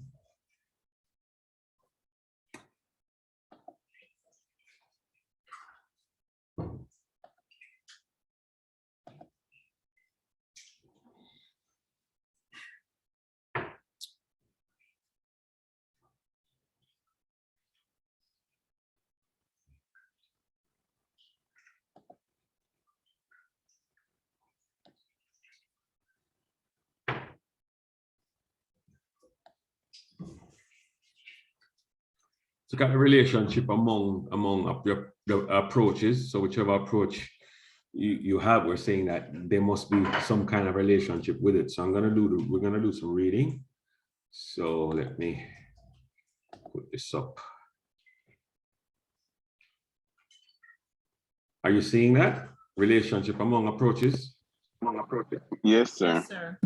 All right. So Jerome, you're back with us after your sabbatical. Yes, sir. All right, so read for us, please. Relationship among approaches. Relationship among approaches. The distinction among formal training programs, developmental activity, and self-help activities is useful up to the point, but it implies that the categories are mutually exclusive. In fact, the different categories overlap and are interrelated in complex ways. Learning acquired from one approach can facilitate or enhance learning from the other approaches. For example, a self-help activity, such as using an interactive computer program, may be useful to prepare for a developmental assignment. Short courses or workshops are useful to prepare someone for a special operational assignment or a strengthened skill identified as deficient in a developmental assessment center or feedback intervention. Okay. Continue? No, that's fine. I'm saying fine. No, continue. Okay, no problem, sir. Sometimes different approaches are used in conjunction with each other. Action learning projects often combine formal learning with learning from experience. And participants are encouraged to use self-help activities and peer coaching to acquire additional knowledge as needed for the project. Realistic simulation can be used as a self-contained developmental experience or a part of the formal training course. Some formal leadership development courses now include behavioral feedback for participants from co-workers. Personal growth activities are also included now in some leadership courses. Some mentor can be assigned to people who have developmental assignment or as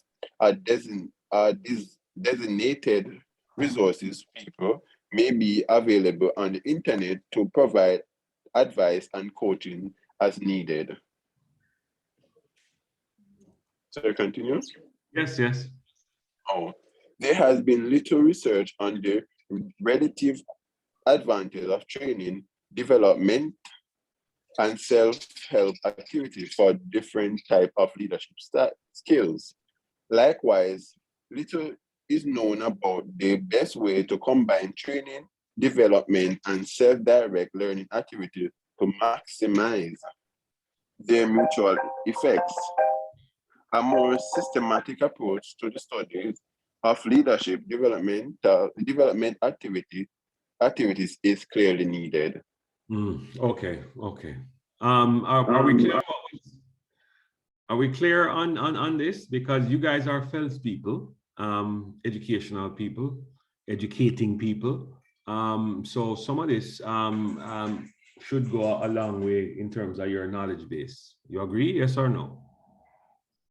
Yes, no? All they're saying is you should find the relationships amongst the different approaches. So sometimes the simulation alone won't work, right? Where you, as we said, the simulation, you can give a problem and ask the person to be able to solve it. That could work along with a mentor, or it could work along with you know, a one-day course, that kind of thing. So that's what the relationship among approaches is talking about. All right, and I'm sure you guys are well aware with the different approaches, with some of the different approaches for learning. Yes, no, maybe so. Yes, sir. Okay, integrating developmental activities. And just keep in mind, we're talking about leader now. We're trying to coach leaders, we're trying to train leaders and find the best way to train them. So just keep the context as we go along. Integrating developmental activities. Somebody wants to read that for me, please? Sorry. Ingrid, you haven't read in a while. Okay, sir. Integrated developmental activities. In most organizations, there is little integration of leadership training and development activities with each other or with related human resources practices, such as performance appraisal, career counseling, and succession planning.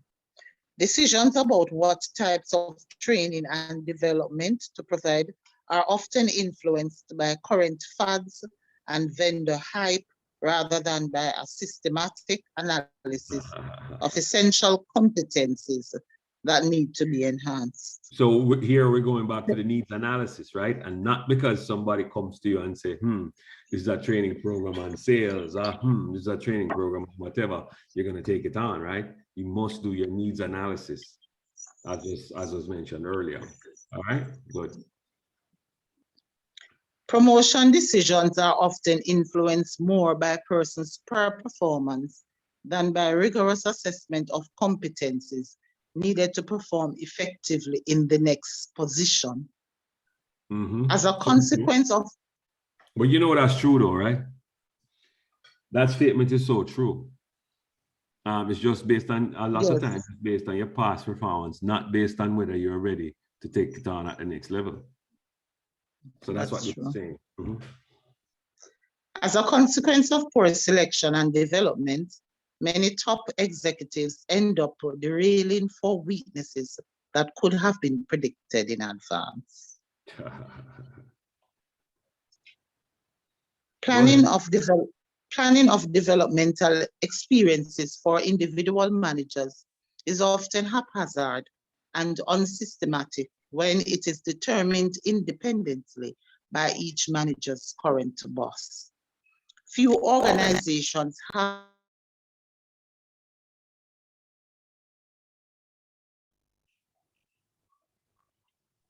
the overall process of leadership development for the organization.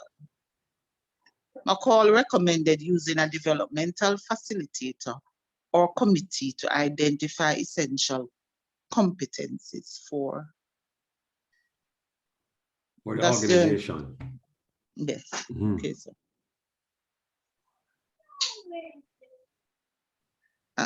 There's no more on the screen, sir. It is now. No?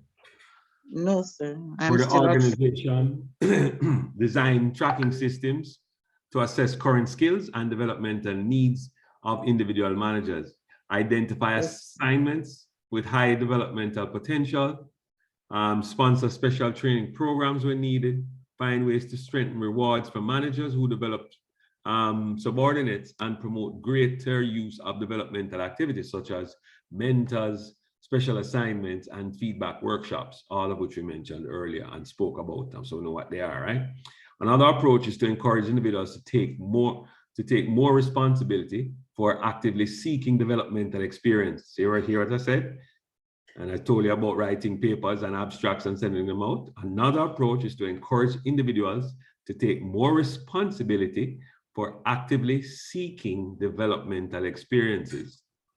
Social networks can be used by an individual to learn about promising developmental assignments and to get assistance in being selected for them. A review of best practices in leadership development found that it is facilitated by an integrated approach that includes systematic needs analysis, alignment of development with succession planning, top management support, cultural values for personal development, a program of mutually consistent developmental activities, recognition and reward for improvement and systematic assessment of effectiveness for developmental activities. A mouthful, but all true. Let me see if we go back to Aura. Sorry. My throat is gone. Leadership development for organization. That's the one we never touched on. Okay.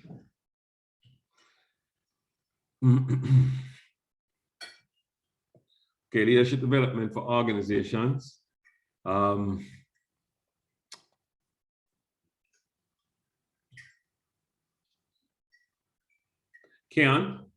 you want to take this on for me? Yes, sir. Most of the literature on leadership development has been focused on improving the skills and behavior of individuals. The emphasis has been on leader development rather than leadership, on leader development rather than on leadership development. However, as the conceptualization of leadership evolves, so must ideas about leadership.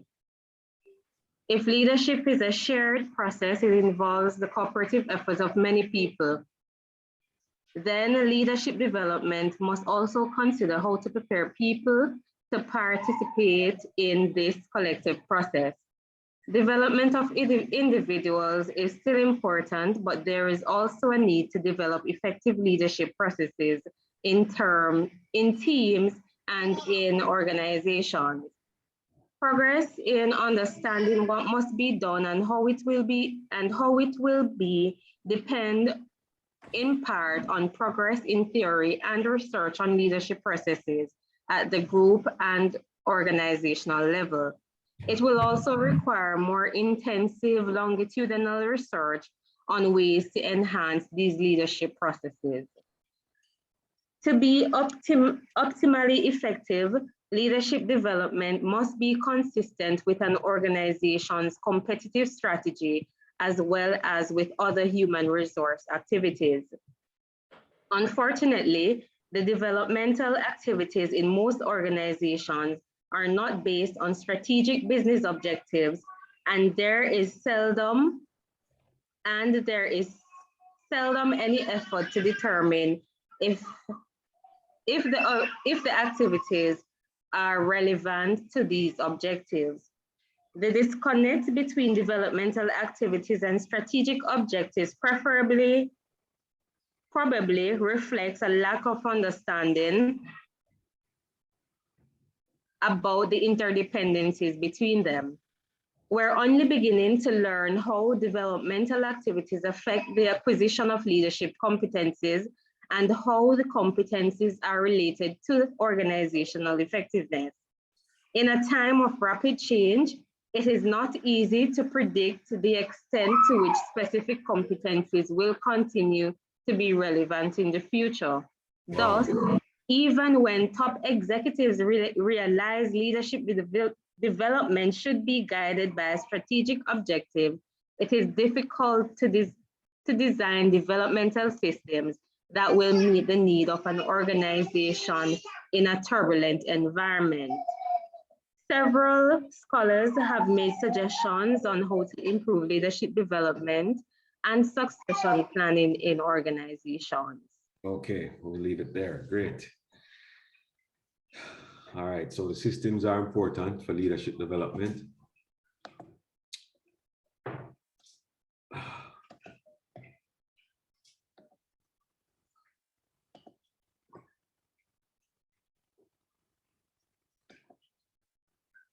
Okay, so some guidelines for self-development of leadership skills. Develop a personal vision of your career objective.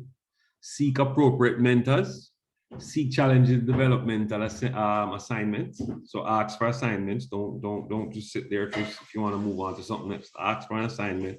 Ask to chair a task force, that kind of thing. Ask to be on a task force, that kind of thing. Use social networks to learn about developmental opportunities. Improve your self-monitoring. Seek relevant feedback. Learn from your mistakes. Learn to view events from multiple perspectives and be skeptical of easy answers. I like that. All right. Managing diversity and inclusion. So diversity can take many forms, as we read earlier in the chapter before, including differences in race, ethnic identity, age, gender, education, physical appearance, socioeconomic levels, sexual orientation, and differences associated with the person's generation. And we talked about that. And we even looked at diversity, and we talked about how it's growing in the US. So maybe this slide is a repeat slide, right? So fostering, no, we looked at this already, didn't we? Yes. It's almost the same thing, but it comes up again. This is how you deal with tolerance and promoting inclusion. So we dealt with this already. Let me just see. Yeah, we did this already. Yeah. So those two last slides, we would have gone through when we looked at diversity in the chapter before, right? All right. So that's it for today, guys. We're done at 3 o'clock. We didn't take any breaks. We just took a lunch. We didn't take a morning coffee break, and we didn't take an afternoon coffee break. So it's not so bad. All right. So as we said, next week will be your test. I will. Let me see if I can find the chapters. No, just bear with me a little bit. So give me a little time. Let me find the chapters that we need to look at for the test. I have them here also.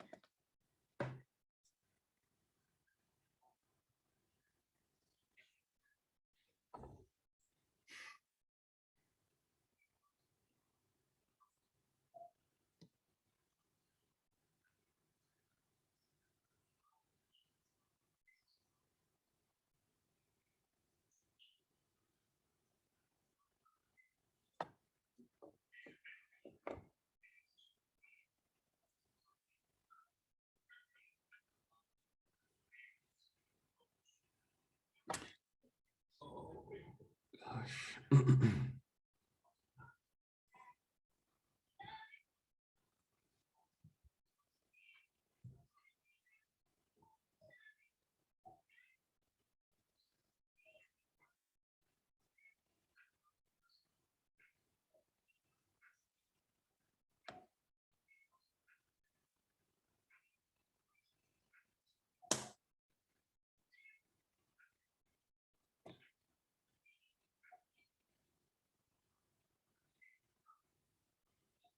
right, so we're looking at chapter 5, chapter 6, so leading change and innovation.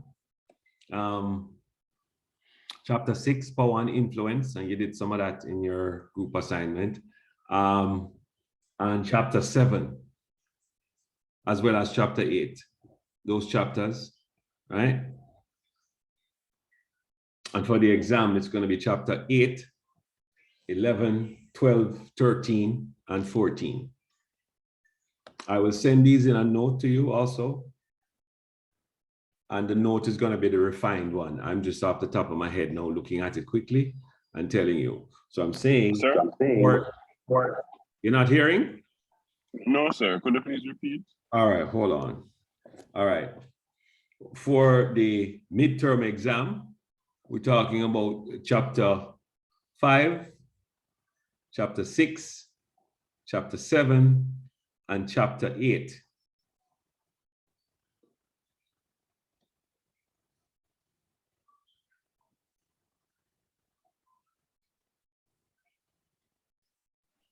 Yes, sir. Got that. And for the exam, we're gonna come back with chapter 8 again, right? 11, 12, 13, 14, and we'll do a capstone next week after your test, which is a chapter that kind of, encompasses everything. We may or may not, because you would have done it already. It's just for you to read the summary of the final capstone chapter, so to speak. You guys have heard of a capstone, right? Capstone encompasses pretty much all that you've learned. All right, so let me go over this again. 5, 6, 7, 8 for the midterm. For the exam, 8, 11, 12, 13, 14. So 5 chapters for the exam. I'm bringing back chapter 8. Charismatic and transformational leadership.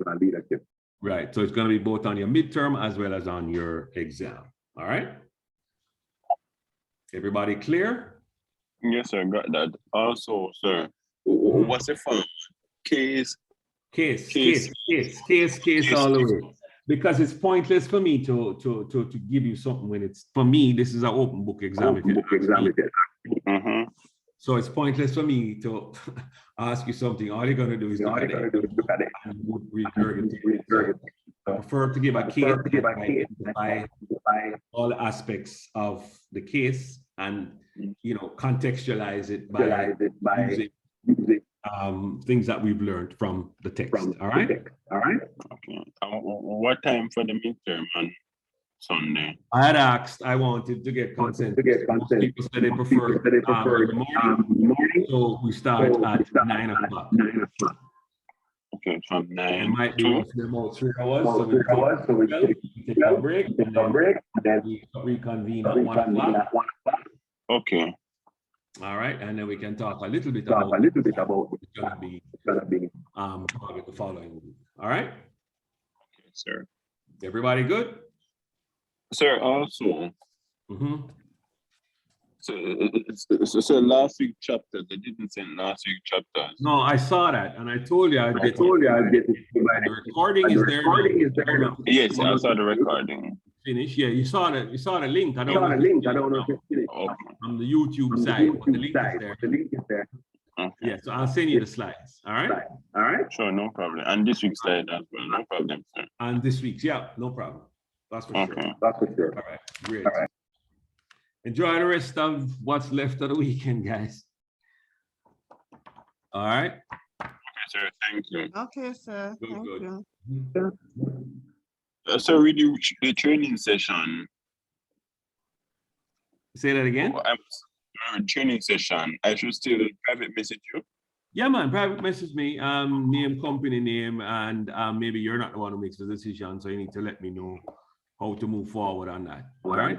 All right. Okay, no Should I problem. contact if needs be contacted? Areas you want help with. Okay, no problem. All right, good. All right.